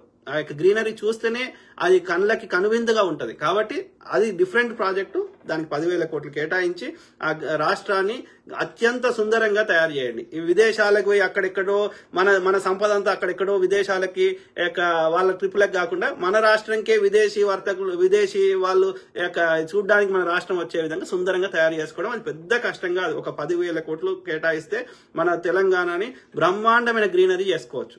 కాబట్టి I'm requesting on behalf of 4 కోట్ల మంది తెలంగాణ ప్రజల తరఫున నేను రాష్ట్ర ముఖ్యమంత్రి గారికి నేను విన్నపం చేస్తున్నా. క్లీన్ అండ్ గ్రీన్, అత్యంత పరిశుభ్రంగా ఉండాలి. అట్లనే గ్రీనరీ ఉండాలి. అంటే ఏడబడతాడు చెత్త ఎవరు వేసినా సరే ఒక 500 రూపాయలు ఫైన్ వేయండి. అప్పుడు ఏమవుతుంది, ఒక్కసారి ఫైన్ కట్టిరనుకో నెక్స్ట్ టైం ఎవరు చెత్త ఏడబడతాడు. చెత్త ఏడబడతాడు వేస్తే దాని నుంచి అది వర్షం పడ్డప్పుడు ఇంకోటి అయినప్పుడు కుళ్ళిపోయి ఆ విషవాయువులు ఆ యొక్క పొల్యూటెడ్ ఎయిర్ ఎవరింట్లో మన ముక్కులకే వస్తుంది కదా అయ్యా, మన ఊపిరితిత్తులకే వస్తుంది కదా, మనకే రోగాలు వస్తాయి కదా. ఆ మాత్రం కామన్ సెన్స్ ఎందుకు లేదు? ఒక 500 పెట్టుకొని ఇంటికి పోయి ఆ మున్సిపాలిటీ డబ్బాలను ఎక్కడో వేస్తే ఏమైంది? ఇప్పుడు అమెరికాలో రోడ్డు మీద ఎందుకు సుందరంగా ఉన్నది అమెరికా అంటారు? ఎందుకంటే వాడు చెత్త వేస్తే పెద్ద ఒక వెనకడ గట్లనే ఉండే మన దేశం లెక్కనే. ఏడ చెత్త వేసిన వాడు ఫైన్ వేసిండు, దెబ్బకి సెట్ అయ్యారు. దయచేసి తప్పదు. మనకు రోగం వస్తే అయ్యో నాకు నచ్చదని చెప్పి మందు చేదున్నా తినమా? ఇదైనా అంతే. సో ఇది ఇంకొకటి భూమి మీరు ఏం చెయ్యొద్దని పర్ఫెక్ట్ డెవలప్మెంట్ చేసి ఓపెన్ ఆక్షన్ ద్వారా అంతర్జాతీయ స్థాయి సంస్థల్ని పెట్టుబడులు పెట్టడానికి భూమిని తెలంగాణ ఇండస్ట్రియల్ ఇన్ఫ్రాస్ట్రక్చర్ కార్పొరేషన్ ద్వారా ఆ పెట్టుబడులను ఆకర్షించడం కోసం ఈ రోజు ఒక ప్రణాళికబద్ధమైన డెవలప్మెంట్ చేయడానికి మేము ముందుకు వస్తే ఇవాళ దాన్ని అడ్డుకునే ప్రయత్నం చేస్తున్నారు అధ్యక్ష. కంచె గచ్చిబౌలి భూములు వివాదం చేశాయి నీచ బీజేపీ బీఆర్ఎస్ పార్టీ. అంటే పిండం కోడు కోసం కాకులు కొట్లాడినట్టుగా ఉంది వీళ్ల దుర్మార్గం. భూములు ప్రభుత్వాన్ని, కానీ హైదరాబాద్ సెంట్రల్ యూనివర్సిటీ మీ ఫామ్ హౌస్ లను ఇచ్చేయండి. హరీష్ రావు, కేటీఆర్, కవిత, హరీష్ రావు రైతులకు సంబంధించిన భూములని కబ్జా పెట్టి అది చేశారు కదా, ఇచ్చేయండి. ఆయన ఫామ్ హౌస్ల కోసమే ప్రత్యేకంగా కొండపోచమ్మ సాగర్ ని తెచ్చుకున్నాడు. మళ్ళీ నీతులు చెప్తున్నారు. ప్రతిపక్ష పార్టీల దుర్మార్గం ఎత్తేద్దాం. కేసీఆర్, కేటీఆర్ వీళ్ళ యొక్క ఇల్లులన్నీ తీసేసి అడుగులు పెడదాం. ఇచ్చేయండి ప్రభుత్వానికి మీ ఫామ్ హౌస్లు, మీ ఇల్లులు. ఆమె బంజారా హిల్స్ ఎక్కడ ఆమె ఇల్లు ఉంటుందంట, ఆమె ఇంట్లో ఒక్క వస్తువు కూడా మన దేశంలో ఉండదట, అన్ని ఇంపోర్టెడ్ వస్తువులు ఉంటాయట. కవిత నీతులు చెప్తున్నారు. రాజకీయ పేరాలు ఏరుకోవాలని చూస్తున్నాయి. ఎందుకంటే ఈ భూములు మొన్నటి వరకు కోర్టు పరిధిలో ఉన్నాయి. నాడు ఉమ్మడి ఆంధ్రప్రదేశ్ సర్కారు ఓ ప్రైవేటు కంపెనీకి అప్పగించింది. క్రీడా వసతులు అభివృద్ధి చేస్తామని ఐఎంజీ అకాడమీ వాటిని తీసుకుంది. కానీ ఎలాంటి పనులు చేయలేదు, భూములు మాత్రం తీసుకుంది. దీంతో 2006 నవంబర్ 21న రాష్ట్ర ప్రభుత్వం కేటాయింపులు. ఎట్లా మాట్లాడుతున్నట్టు విషయారా? ఇన్ని రోజులు హెచ్సియు పరిధిలో ఉండే హెచ్సియు అక్కడ చాలా పిల్లలకు విద్య నేర్పుతుంది, అట్లాంటిది హెచ్సియు నుంచి గుద్దుకున్నదని చెప్తున్నారు. కానీ 20 ఏళ్ల నుంచి అది కోర్టుల కేసే ఉన్నది. ఐఎంజీ భారత్ పేరు మీద ఉన్నాయి అవి రిజిస్టర్ అయ్యి, రైట్? మళ్ళీ వాటిని ప్రభుత్వం వెనక్కి చేస్తే హెచ్సియు భూములు అంటున్నారు. మరి ఐఎంజీ భారత్ తోటి హెచ్సిఏ కొట్లాడాల్సి ఉండే కదా. మీ భూములను ఐఎంజీ భారత్ కి ఇచ్చినప్పుడు, వాడు ఇచ్చినప్పుడు చంద్రబాబు నాయుడు తోటి కొట్లాడలేదు. మరి తీసుకున్నాక రాష్ట్ర ప్రభుత్వం కొట్లాడింది ఏది అది రాష్ట్ర ప్రభుత్వం భూములని, కానీ హెచ్సియు ఎందుకు కొట్లాడలే మరి ఆలోచించండి. అంటే హెచ్సియు భూములు కాదని హెచ్సియు కూడా తెలుసు, వాళ్ళు ఆల్రెడీ ఇచ్చేసిర్రు, అక్కడ గోపన్పల్లిలో తీసుకున్నారు అనేది. అయినా ఎందుకు గొడవ చేస్తున్నారు? కామన్ సెన్స్ లేదు. సంస్థ హైకోర్టును ఆశ్రయించింది. 2024 మార్చి 7న హైకోర్టు ప్రభుత్వానికి అనుకూలంగా తీర్పు వెలువరించింది. కానీ ఆ సంస్థ మళ్లీ సుప్రీంకోర్టులో సవాలు చేసింది. దీంతో రాష్ట్ర ప్రభుత్వం మంచి ఐఎంజీ భారత్ అనే సంస్థ, ఐఎంజీ అకాడమీ సుప్రీంకోర్టు కూడా ఐఎంజీ వాదనను తోసిపుచ్చింది. రాష్ట్ర ప్రభుత్వమే ఉన్నత న్యాయస్థానంలో కూడా గెలిచింది. అయితే ఆ భూమిని రాష్ట్ర ప్రభుత్వం టీజీఐఐసికి అప్పగించింది. ఇది అసలు వాస్తవం. ఇక్కడే మరో విషయం ఉంది. మరి హెచ్సియు ఎందుకు సీన్ లోకి వచ్చిందంటే కేవలం రాజకీయం కోసమే. కంచగచ్చిబౌలికి చెందిన భూములకు బదులుగా నాటి ఉమ్మడి ఏపీ సర్కారు అంతే విలువైన భూమిని వర్సిటీకి అప్పగించింది. గోపనపల్లిలోని సర్వే నంబర్ 36-37లో 397.16 ఎకరాల్ని ప్రభుత్వం హెచ్సియుకు అప్పగించింది. దీనికి సంబంధించి నాటి రిజిస్ట్రార్ వై నరసింహులు సంతకం కూడా చేశారు. అదే పత్రాల్ని ప్రభుత్వం విడుదల చేసింది. అవి హెచ్సియు భూములని వాగే వారి చెంపలు వాయించేలా ఆధారాలు చూపించింది. ఒక్క అంగుళం. ఇంకోటి ఆలోచిద్దాం. ఒక హెచ్సియుది ప్రభుత్వం తీసుకుంది, అలా జింకలు ఉన్నాయి, ఇంకోటి ఉన్నాయి అంటున్నారు కదా. మరి గోపన్పల్లిలో ప్రభుత్వం ఇచ్చిన భూములలో కూడా జింకలు ఉంటుంటాయి కదా, అంటే జింకలే ఇచ్చింది కదా, వాళ్ళు చెప్పిన లాజిక్ అట్లా లెక్క ఇచ్చిన. మరి ఇక వాళ్ళకి ఎక్కడ పోయినట్టు వాళ్ళకి? ఇక గోపన్పల్లిలో ఇచ్చిన భూములో కూడా చెట్లు ఉన్నాయి, లేకపోతే జింకలు ఉన్నాయి కదా. ఇంకా మరి వచ్చిన సమస్య ఏంది? జింకకి జింక ఇచ్చింది కదా, ఇంకేమైనా జింకలు ఉంటే ఇప్పుడు ఈ 400 ఎకరాలు ఏమైనా మీకు జింకలు కనిపిస్తే తీసుకుపోయి ఆ గోపన్పల్లిలో పెట్టుకోపోండి, ఎవడొద్దన్నాడు? ప్రభుత్వం సహకరిస్తుంది వాటిని ట్రాన్స్పోర్టేషన్కి. అబద్ధాల మీద అబద్ధాలు. డాక్యుమెంట్స్ కూడా ఉన్నాయి, కానీ కావాలనే విద్యార్థుల్ని రెచ్చగొడుతున్నాయి బీజేపీ బీఆర్ఎస్ పార్టీలు. ఇక పక్షులు, నెమళ్లు, జింకలున్నాయని చెప్తున్నారు. ఏదో రిజర్వ్ ఫారెస్ట్ ఉన్నట్టు, రిజర్వ్ ఫారెస్ట్ లో అత్యంత జీవరాశులు ఉన్నట్టు, జింకలు, పులులు, సింహాలన్నీ అన్నీ ఉన్నాయి అన్నట్టు, జింకలు, పులులు, సింహాలు లేవు అధ్యక్ష. చుట్టుముట్టుతో కొన్ని గుంటనక్కలు చేరి చిల్లర బీజేపీ బీఆర్ఎస్ దగ్గర వాళ్ళ అధికారం నుండి మన దగ్గర దోసుకున్న సొమ్ముకి ఆశపడి చిల్లర కమ్ముడు పోయే గుంట నక్కలు ఉన్నాయి. ఎస్, ఐఎంజీ సంస్థ నాడు మొత్తం చదును చేసింది. ఒక్క చెట్టు కాదు కదా, చిన్న మొక్క కూడా లేదు. నిర్మాణాల కోసం మొత్తం చదును చేశారు. కానీ వివాదం తర్వాత కోర్టుకెక్కడంతో సమస్య పరిష్కారం కావడానికి ఏళ్లు గడిచాయి. ఈ లోపు అక్కడ చెట్లు పొదలు పెరిగాయి. ఈ భూమిలోకి హెచ్సియు అర్థమైందా? వానికి ఐఎంజీ భారత్ చెప్పినప్పుడే వాడు మొత్తం వాడు ఉన్నాయన్ని పొతం పెట్టిండంట. 2004 పొతం పెట్టి అది ప్లెయిన్ ల్యాండ్ చేస్తే వాడు ఈ కోర్టుల కేసు ఉండడం వల్ల వాడు ఏమి దాంట్లో ఇంకేం అభివృద్ధి కట్టలేకపోవడం వల్ల వర్షాలు పడి అట్లా తుమ్మలు అట్లా కొన్ని దుబ్బ పెరిగిందంట. వింటారా? జింకలు, నెమళ్లు వచ్చి వెళ్లేం. వాటిని కూడా ఇప్పుడు 400 ఎకరాల్లోనే ఉన్నట్టు చూపిస్తున్నారు దుర్మార్గులు. ఇది ప్రభుత్వ భూమి. దీనికి బదులుగా హెచ్సియు తీసుకున్న 398 ఎకరాలు గోపన్నపల్లిలో ఉన్నాయి. మరోవైపు హెచ్సియు జూన్ లో సరిహద్దులు కూడా రాష్ట్ర ప్రభుత్వ అధికారులకు సూచించింది. వారి సహకారంతోనే జూన్ లో ఈ 400 ఎకరాల భూమిని టీజీఐఐసికి అప్పగించింది ప్రభుత్వం. ఇక వివాదమే లేదిక్కడ. కానీ పరిశ్రమలు రాకుండా పెట్టుబడుల్ని అడ్డుకునేందుకు బీజేపీ బీఆర్ఎస్ కలిసి చేస్తున్న కుట్ర. ఇంచు కూడా ఇక్కడ యూనివర్సిటీ భూమి లేదు. ఇలాంటి తప్పుడు ప్రచారాల్ని ప్రజలే తిప్పికొట్టాలి. రాష్ట్రాభివృద్ధికి అడ్డంకిగా మారిన పుండాకోరు నాయకుల్ని పాదరేయాలనేది వాస్తవం. సర్కారు భూమిపై వివాదం చేసి లేని గొడవను సృష్టించి రాజకీయ లబ్ధి పొందేందుకు కోతికడ నక్కలాగా కాచుకున్నారు ఈ దుర్మార్గులు.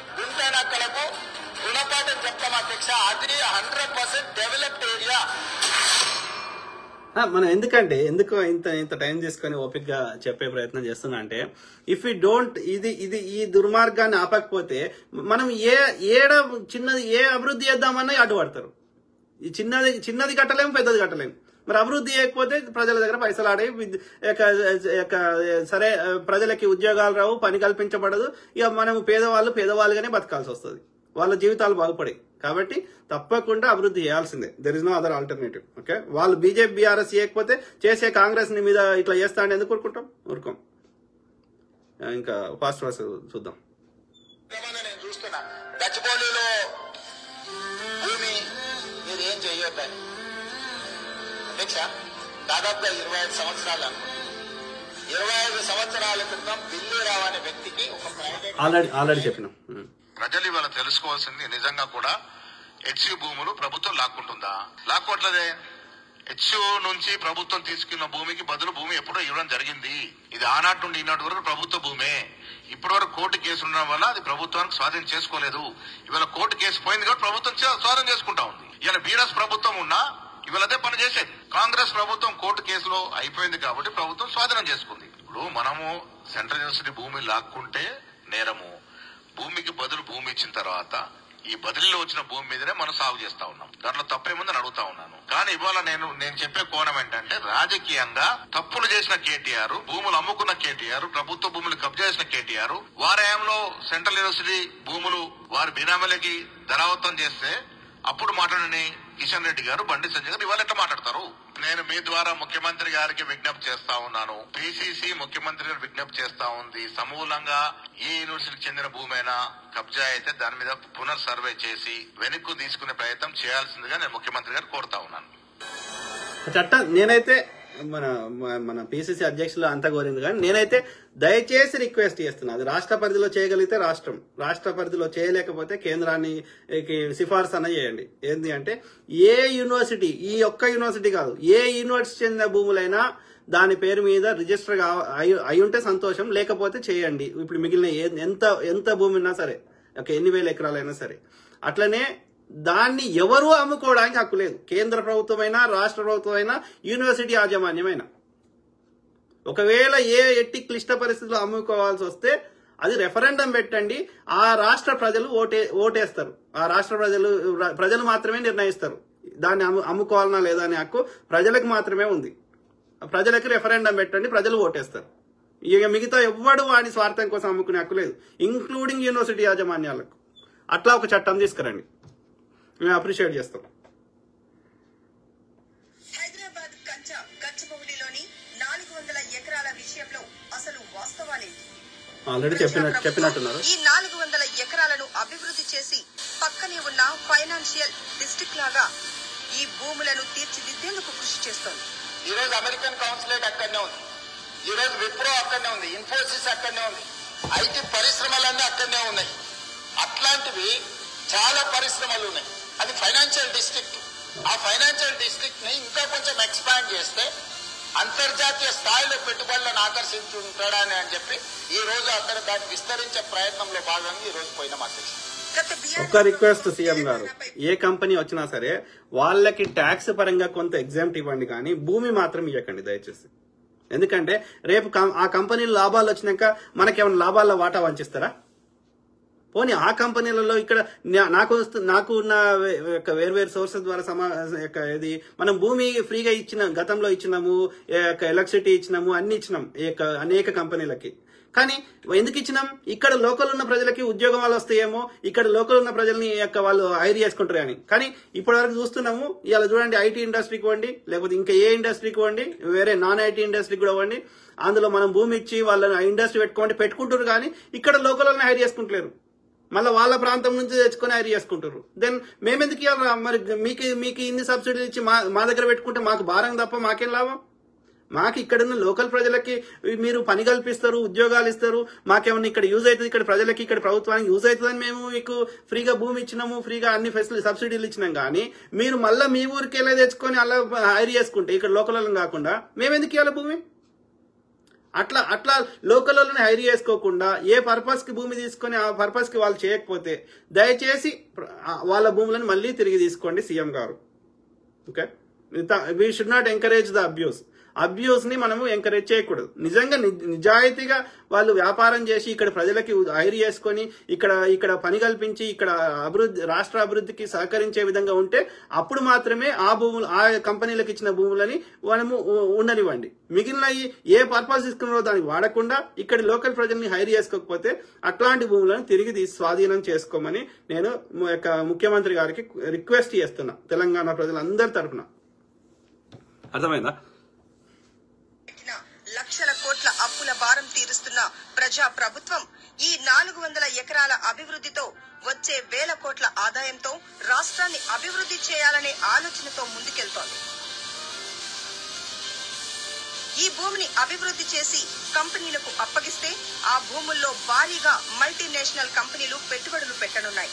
దాంతో తెలంగాణ యువతకు భారీగా ఉద్యోగ అవకాశాలతో పాటు కంపెనీలు కట్టే ట్యాక్సులతో రావాలి, తెలంగాణ ప్రజలకు రావాలి. కానీ most of those companies are not hiring Telangana people. అది కరెక్ట్ కాదు. అట్లీస్ట్ 50% అన్న తెలంగాణ ప్రజలను హైర్ చేసుకోండి, మిగిలిన 50% మీ ఇష్టం. తెలంగాణ అభివృద్ధికి ఉపయోగపడనుంది. నాడు hi-tech city, knowledge city, financial డిస్ట్రిక్ట్లను ఏర్పాటు చేసి హైదరాబాద్ కు భారీగా పెట్టుబడులు వచ్చేలా చేసిన కాంగ్రెస్ ప్రభుత్వం నేడు ఈ 400 ఎకరాలను అభివృద్ధి చేసి హైదరాబాద్ ను పెట్టుబడులకు గమ్యస్థానంగా మార్చేలా కృషి చేస్తోంది. ప్రజా ప్రభుత్వం తెలంగాణను అభివృద్ధి చేయడాన్ని సహించలేని బీఆర్ఎస్ పార్టీ ఈ 400 ఎకరాల విషయంలోనూ కుట్రలకు ఇల్లు మిత్రులారా, ఇప్పుడు ఇంత ముందు పెట్టిన ఇల్లు బొమ్మ ఇల్లు ఇదే బ్యాచ్ ఉంటది. ఏడికి పోయినా ఇల్లే ఉంటారు చూడు. వీళ్ళు బీఆర్ఎస్ పెయిడ్ బ్యాచ్. బీఆర్ఎస్ దగ్గర పైసలు తీసుకుంటారు, ఏడవైనా ఇల్లే ఉంటారు. గ్రూప్ 1 పరీక్షలు అయినా ఇంకో దగ్గరైనా కుట్రలకు తెరతీసింది. హెచ్సియుకు సంబంధమే లేని ఈ భూముల్లో తమ కిరాయి మనుషులతో ఆందోళనలు చేయించి అభివృద్ధిని విద్యార్థులే అడ్డుకుంటున్నారనే తప్పుడు ప్రచారం చేయిస్తోంది. ప్రజా ప్రభుత్వం ఇదంతా కేటీఆర్ గాడి కుట్ర. సింపుల్. తమకు భవిష్యత్తు ఉండదనే భయంతో బీఆర్ఎస్ దొరలు ప్రతి అభివృద్ధి కార్యక్రమాన్ని అడ్డుకుంటున్నారు. ఒక 40 ఎకరాల భూమి అమ్మితే 2000 కోట్ల రూపాయలు ఇచ్చింది. నిన్న ఒక ముక్క అమ్మేసిండ్రు, ఇవాళ కూడా ఒక 15 ఎకరాలు 16 ఎకరాల ముక్క అమ్ముతున్నారు. పరాధీనమైతే కబ్జాల పాలైతే. దొర ఏం నేర్చుకున్నాడంటే తెలంగాణ యాసలో మాట్లాడేస్తే నువ్వు ఎంత దోసుకున్నా ఇది ఎడినా కొడుకులు ఇంత కళ్ళు వస్తే ఇంత సుక్కా ముక్క ఎత్తే నోరు మూసుకుంటారు అనుకుంటుండు. దొర అనుకున్నాడు, కానీ ఆయనే అంటున్నాడు మళ్ళా మస్తు హుషారైపోయారు రా ఇల్లని మళ్ళీ అంటున్నాడు. అధికారం పోతుంది అనుకోలే ఆయన. చిన్న చిన్న ముక్కలు అమ్మితేనే మనకు 1000 కోట్ల రూపాయల సంపద సమకూరుతాం. నిన్న ఈ రోజు పేపర్లో మీరు అందరు చూసుంటారు. కోకాపేటలో నిన్న మనం ల్యాండ్ ఆప్షన్ పిలిస్తే అధ్యక్ష, ఒక్కొక్క ఎకరం ఇవాళ 100 కోట్ల రూపాయలకు వాడే పరిస్థితి హైదరాబాద్ లో వచ్చింది. కరెక్టే మిత్రులు, వచ్చింది అంటున్నా. అది వాస్తవం కాదు. వాళ్ళకి సంబంధించిన వాడే కొనుక్కున్నాడు. 100 కోట్లు పెట్టి ఎవడు నార్మల్ పర్సన్ కొనుక్కునే పరిస్థితి లేదు. మరి ఉన్న భూమి ఎవరి దగ్గర ఉంది? పేదోళ్ళు సామాన్యుల దగ్గర ఉన్నదంతా నువ్వు తీసుకోవాలి. 32 కాలం నుండి తీసి 3 కాలంలో పెట్టినావు కదా. భూమి అంతా మీ దగ్గరనే ఉంచుకున్నారు కాబట్టి వాళ్ళ రేటు పెంచుకుంటే మీకే వస్తాయి. ప్రజలకేమొస్తుంది? ప్రజల దగ్గర భూమి ఎక్కడిది? దొంగ నా కొడుకు. ఈ ఫోటో చూడండి. యంత్రాలతో చెట్ల తొలగింపు ప్రక్రియ జరుగుతుండగా నెమళ్లు, ఇతర వన్యప్రాణులు భయంతో పారిపోతున్నట్లుగా సోషల్ మీడియాలో పెట్టిన ఫోటో నకిలీదని తేలింది. ఆ ఫోటో 99% ఏఐతో తయారు చేసిందని సైబర్ క్రైమ్ వర్గాలు వెల్లడించాయి. ఇది చూడండి.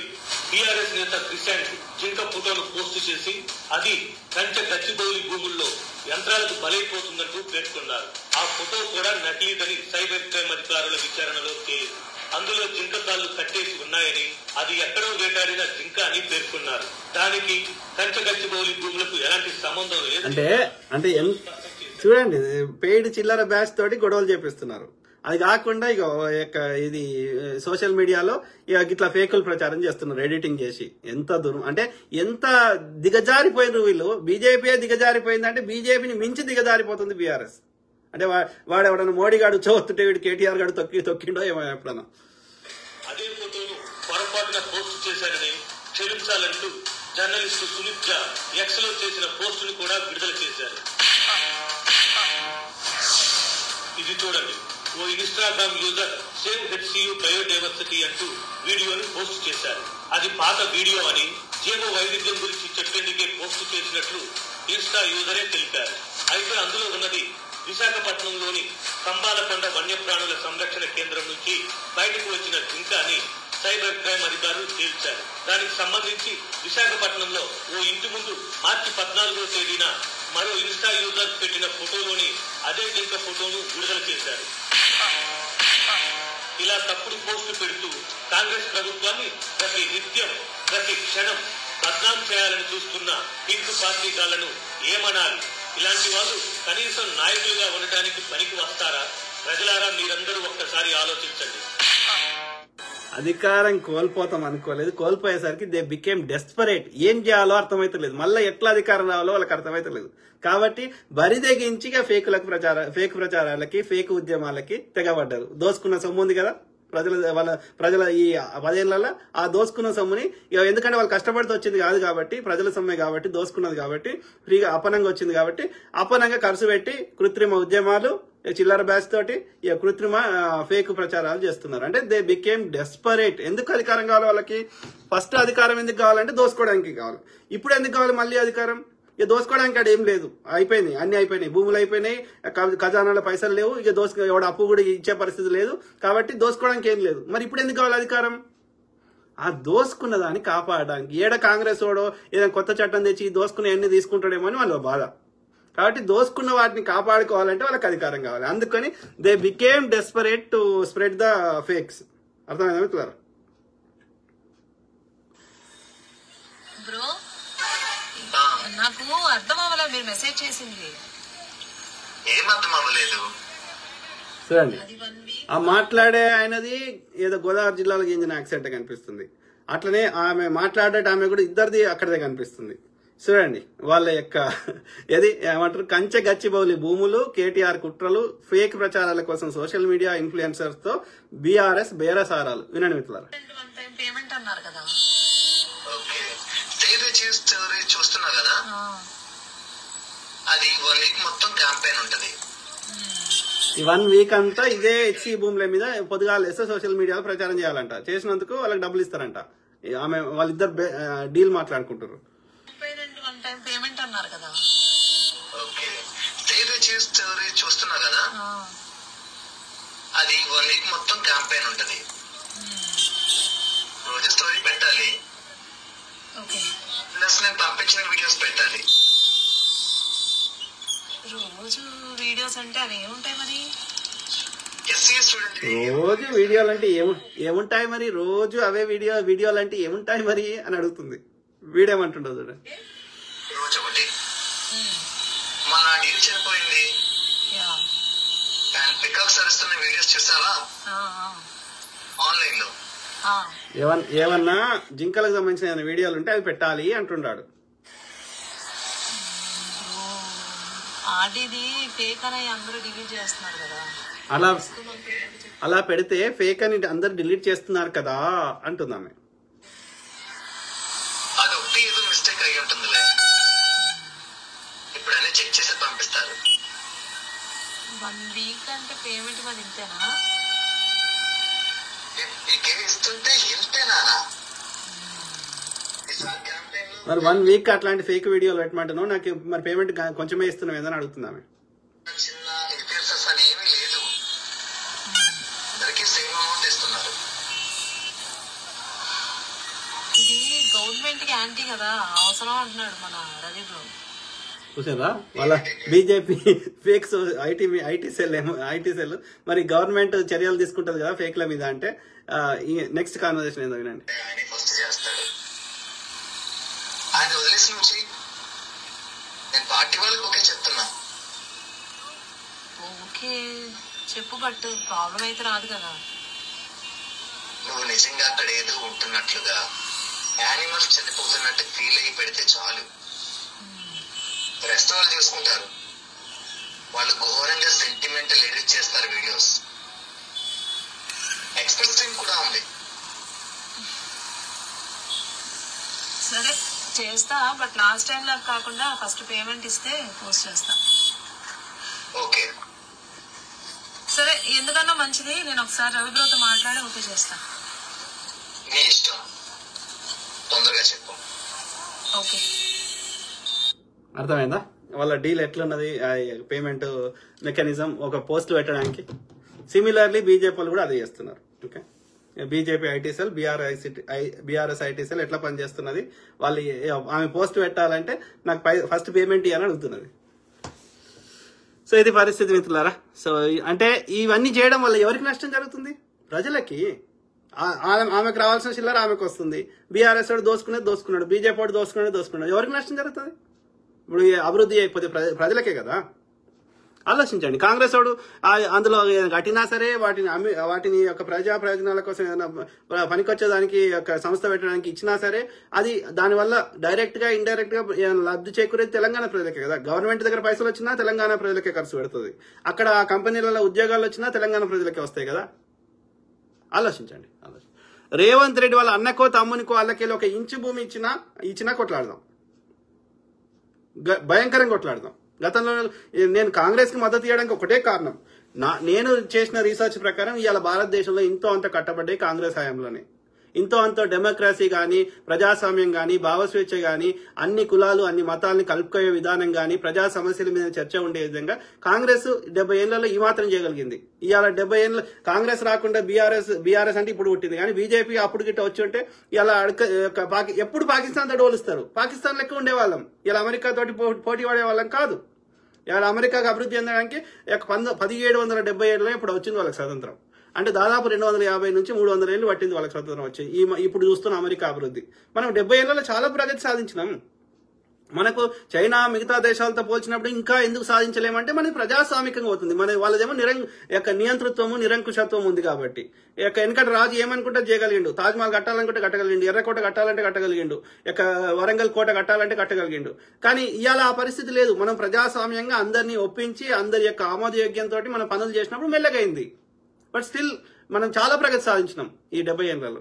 కానీ గత 10 ఏళ్ల నుంచి పెద్దగా అనుకున్నంత అయితలేదు, దాదాపు అయితలేదు. ఏదో కొన్ని వీళ్ళ దోసుకునే ఒక ప్రాంతం నుంచి ఇంకో ప్రాంతం తరలించుకోవడానికి రోడ్లు రైల్వే ట్రాక్లు తప్ప అంతకుమించి గణనీయమైన ప్రజల చేతిలో పైసలు ఆడే విధంగా అయితే అభివృద్ధి జరుగుతుంది. అది బ్రిటిష్ వాడు కూడా చేసిండు. బ్రిటిష్ వాడు రోడ్లు వేసిండు, బ్రిటిష్ వాడు రైల్వే ట్రాక్ పెట్టిండు. ఎందుకోసం? భారతదేశం మీద ప్రేమతోటి కాదు, వాడి యొక్క ముడి సరుకులని ఇక్కడ సంపదని తొందరగా దోసుకోవడానికి. ఎవడన్నా గొడవలు చేస్తే, ఎవడన్నా రివోల్ట్ అయితే వాళ్ళ యొక్క ఆర్మీని ఒక ప్రాంతం నుంచి ఇంకో ప్రాంతానికి తరలించడానికి వాడు రైల్వే ట్రాక్ కట్టిండు తప్ప, రోడ్లు వేసిండు తప్ప, వాడు భారతదేశ ప్రజల మీద ప్రేమతోటి కాదు. సో కాబట్టి ఈ నయా వాళ్ళ బూట్లు నాకినటువంటి ఈ యొక్క ఆర్యులైనటువంటి ఉత్తర భారతదేశ బీజేపీ ఆర్ఎస్ చెందిన ఈ నయా బ్రిటిష్ వాళ్ళు కూడా అదే పని చేస్తున్నారు. గది తప్ప ఇంకేమైనా అంతకుమించి ఏమైనా కడితే చెప్పండి నాకు, ఆలోచించండి దయచేసి. ఓకే, రాజేష్ మామిడిపల్లి ఏమంటున్నారు, మొన్న అమెరికాలో ట్రంప్ ప్రభుత్వాన్ని నిరసన తెలియజేయడానికి 50 రాష్ట్రాల్లో 1 మిలియన్ పీపుల్, అంటే 1 మిలియన్ అంటే 10 లక్షలు పీపుల్ అంటే ప్రజలు బయటకు వచ్చి నిరసన తెలియజేశారు. అలా భారతదేశంలో చేయలేమా బ్రదర్? ఏమైనా చేయొచ్చు బ్రదర్, చేస్తున్నారు. గతంలో చాలా చేశారు, కానీ మీడియా చూపెట్టదు, గోధి మీడియా చూపెట్టదు. అర్థమైందా? ఎస్, ఏదైనా చేయొచ్చు. ఎన్నిసార్లు రైతులు మహారాష్ట్ర నుంచి అక్కడ నార్త్ ఇండియా మొత్తం ఢిల్లీ దాకా కూడా అనేక ధర్నాలు రాస్తారోకాలు చేశారు, కానీ గోధి మీడియా చూపెట్టలేదు. రైతులు ఎంత పెద్ద ఉద్యమాలు చేశారు హర్యానా ఢిల్లీ సరౌండింగ్స్ లో. వాళ్ళ మీద ఏమంటారు డ్రోన్లతోటి రబ్బర్ బుల్లెట్లు వేసారు. ఒక రైతు అప్పుడు ట్రాక్టర్లు ఎక్కించారు, 700 మంది రైతులు చచ్చిపోయారు. సో చేసిండ్రు కానీ ఇంకా వాటిని వాళ్ళని నియంత్రిస్తున్నారు, మీడియాని కంట్రోల్లో పెట్టుకున్నారు. చేసిర్రు. ఎందుకు చేసిర్రు మొన్న ట్రంప్ది? ఎందుకంటే ప్రజలు ఏది మొత్తం వాళ్ళ రిటైర్మెంట్ అకౌంట్లలో, ఇక మనం రిటైర్ అవుతామని వాళ్ళ ఉంటాయి కదా రిటైర్మెంట్ అకౌంట్లు 401k అట్లా. సో అంటే మన దగ్గర ప్రావిడెంట్ ఫండ్ ఏదో అంటారు కదా, వాళ్ళ పైసలని ఎడ పెడతారు? స్టాక్ మార్కెట్లో పెడతారు. సో స్టాక్ మార్కెట్ కుప్పగూలితే వాళ్ళ పైసలని కుప్పగూలిపోతాయి. ఇక వాళ్ళు ఏం తిని బతుకుతారు డే టు డే? మరి ఎందుకైంది అట్లా? స్టాక్ మార్కెట్ ఎందుకు కుప్పగూలింది? ఎందుకంటే ట్రంప్ చేసిన ఈ టారిఫ్ అనే దాని వల్ల, సుంకాల వల్ల. సో కాబట్టి వాళ్ళు నిరసన తెలిపారు. ఎందుకంటే వాళ్ళు ఎట్లా బతకాలి మరి? వాళ్ళ పైసలన్నీ ఆవిరైపోతాయి. ఏది Daya Prasad, BJP rule is no good అన్న, and God will finish soon. తప్పకుండా ప్రకృతి అన్ని ప్రకృతి చేస్తుంది. ఎవరన్నా తాము చేస్తున్నాం అనుకుంటే తమ మూర్ఖత్వం. As simple as that. Okay, కాబట్టి ఎస్, ప్రకృతి ఏది సృష్టించినా అందరి కోసం కాకుండా ప్రకృతి విరుద్ధంగా ఎవరు ప్రవర్తించినా ప్రకృతి వాళ్ళను శిక్షిస్తుంది. ఎన్నో జీవులు ఇవాళ ఎక్స్టింక్ట్ అయిపోయినాయి. ఒకప్పుడు డైనోసార్లు ఉండే, లేవు. అట్లాంటి ఎన్నో జీవులు ఎక్స్టింక్ట్ అయినాయి. అవి పుట్టడానికి ఎవరు కారణము, అవి లేకుండా పోవడానికి ఎవరు కారణం? యాజ్ సింపుల్ అవుతుంది. ఇప్పుడు అనేక గ్రహాల్లో ఇది జీవం లేదు. మరి ఒక్క భూమి మీదనే ఉన్నది. ఇవాళ భూమి మీదకి ఏదైనా వేరే గ్రహాంతరం నుంచి, అంటే వేరే గ్రహం నుంచి కానీ ఏదైనా శకలాలు వస్తే భూమి మీదకి పడే లోపలనే అవి గాలిలోనే కాలిపోతాయి. మరి భూమి మీద ఆ గాలిని పెట్టింది ఎవరు? అట్లా ఆలోచిస్తే ఎస్, ఎట్లా ఆలోచించినా ప్రకృతి అన్ని చేస్తుంది, ప్రకృతి అన్ని చేస్తుంది. ప్రకృతి విరుద్ధంగా ఎవ్వరు ప్రవర్తించినా, ప్రకృతి సృష్టించిన అన్ని అందరికి కాకుండా కొందరే మిగతా తోటి జీవులని, అది మనుషులే కాదు ఇతర జీవులను కూడా ఇబ్బంది పెట్టి తామొక్కరమే బతికేటట్టుగా స్వార్థంగా ప్రవర్తిస్తే ప్రకృతి తప్పకుండా శిక్షిస్తుంది. ఉట్టిగానే యాక్సిడెంట్ కాదు, ఉట్టిగానే రోగాలు రావు, ఉట్టిగానే గుండెపోట్లు రావు, ఉట్టిగానే ఏది కాదు, ఏదైనా ప్రకృతే చేస్తుంది. ప్రకృతి కనికరం ఉండదు. ఉంటే ఒక పులిని, ఒక జింకను చంపుకొని తినమని పులికి చెప్పదు ప్రకృతి. అర్థమైందా? ఒక జీవిని చంపకపోతే ఒక పులియో సింహమో బతకలేదు. మరి వేరే జీవిని చంపకూడదు కదా, అంటే అది ధర్మం కదా, జీవహింస పాపం కదా. మరి అట్లాంటిది అయితే ప్రకృతి వేరే జీవిని చంపకపోతే ఏనుగు గడ్డి తిన్నట్టు నువ్వు కూడా గడ్డి తిననే ధర్మాన్ని పెట్టవచ్చు కదా, జింకకో లేకపోతే పులికో సింహానికో. ఎందుకు పెట్టలే? అంటే అది బ్యాలెన్స్ చేస్తుంది. ఈ జీవులని ఎంత ఉండాలి, ఎంత ఉంచొద్దు, ఆ రేషియోని బట్టే ఆ యొక్క తినేది పెడుతుంది. మొత్తం తినమని పెడతలేదు. అర్థమైందా? మొత్తం తినలేదు కూడా. ఒకసారి అది తిన్నదంటే మళ్ళీ నెక్స్ట్ డే దాకా అది తినది. అంటే ఆ బ్యాలెన్సింగ్ చేయడానికే ప్రకృతి దానికి పెట్టింది తప్ప మొత్తానికి అట్లా అన్ని జీవులను లేకుండా చేయడానికి పెట్టలేదు. అంటే నేను చెప్తున్నా, ప్రకృతి ఒక సిస్టమేటిక్ గా పోతున్నది. దానికి విరుద్ధంగా ఎవరు ప్రవర్తించినా వాళ్ళు ఆ యొక్క కాన్సిక్వెన్సెస్ ని అనుభవించాల్సిందే. దానికి ఎవరు ఏ పేరు పెట్టినా దాని అర్థం అదే. చర్యకు ప్రచర్య ఉంటుంది. Simple. Benita Sharon, good day అన్న. All your explanations are realistic and greatest exploration I think, or exploration on dirt in India. May God bless you abundantly, Anna. Benita Sharan. Thank you, sister. Thank you to all my brothers, sisters, friends, everyone. Okay. Naresh CNR. Jai Bhim sir. Jai Bhim brother. Jai Bhim. Raju Jannu. మీలాంటి మేధావుల వల్ల భారత్ పరిరక్షణలో ఉంది sir. జై Bhim brother. ఎవరు? Prabhu Kiran. Thank you brother. Raju జన్. Hi sir. Hi brother. సాధి మిత్రులారా, కీప్ టాకింగ్, మాట్లాడుతూనే ఉంటా. ప్రతి అంశం మీద అవగాహన చేసే ప్రయత్నం చేస్తా. అట్లనే మీ తరఫున వాయిస్ ఇస్తా. I give voice for voiceless. మన అవసరం ఎవరికి ఉంది? బలిసిన వాళ్ళకి అవసరం లేదు కదా. ఇప్పుడు చిరంజీవి ఉన్నాడు, ఆయనకు మనం ఆయన నలుగురు దగ్గర దోసుకున్నదో సంపాదించిందో ఆయన 10 మందికి ఇచ్చే స్థాయిలో ఉన్నాడు. 10 మంది ఆయనకు ఎవరి సహాయం అవసరం లేదు కదా. ఎవరికి కావాలి? పేదవాళ్ళకి, మధ్యతరగతి వాళ్ళకి, ఎవరైతే బలహీనులు ఉన్నారో, బడుగులు, బలహీనులు, బలం తక్కువ ఉన్న వాళ్ళు ఉన్నారో వాళ్ళకి అట్లీస్ట్ వాళ్ళ తరఫున మాట్లాడేటోళ్ళు కావాలి. వాళ్ళకి ఒక మోరల్ సపోర్ట్ ఇవ్వాలి, ఒక ధైర్యం ఇవ్వాలి, ఆత్మస్థైర్యం ఇవ్వాలి. కాబట్టి మన అవసరం ఎవరికి ఉంది? ఎవరైతే అణిచివేయబడ్డవారో, ఎవరైతే అన్ని విధాల కింది స్థాయిలో ఉన్నారో వాళ్ళకి మనకి ఎక్కువ అవసరం. బలిసినోడికి ఏం అవసరం?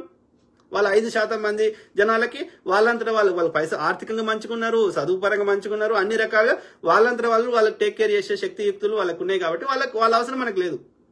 ఆ టాప్ 5%.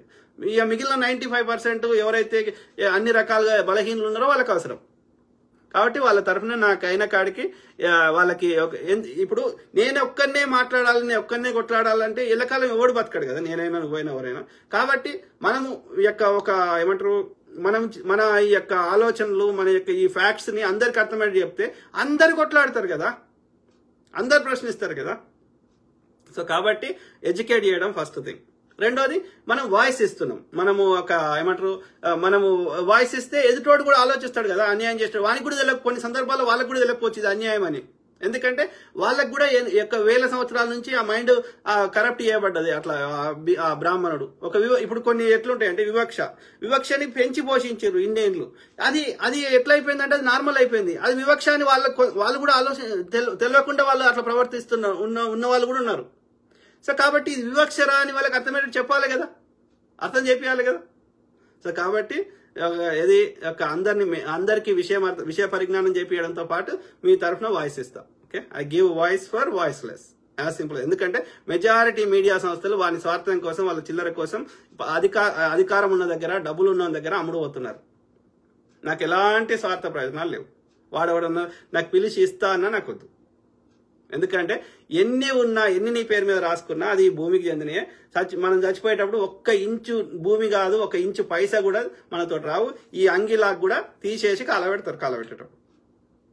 కాబట్టి మనం చచ్చిపోయేటప్పుడు ఏమి తీసుకోనప్పుడు ఇక కష్టపడి సంపాదించుకుంటాము, పని చేస్తాము, ఆ వచ్చిన దాంట్లోకి వెళ్ళి మనం తింటాము, బతుకుతాము, అంతేగాని మనం కష్టపడింది మనకు వద్దు. As simple as that. అందులో తృప్తి ఉండదు. తృప్తి లేని జీవితం అది బతికినా సచ్చినా ఒకటే. As simple as that.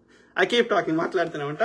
Okay, సర్వే జన సుఖినో భవంతు. అందరూ బాగుండాలి, అందులో మనం ఉండాలి. Okay, God bless all, take care, good night, by.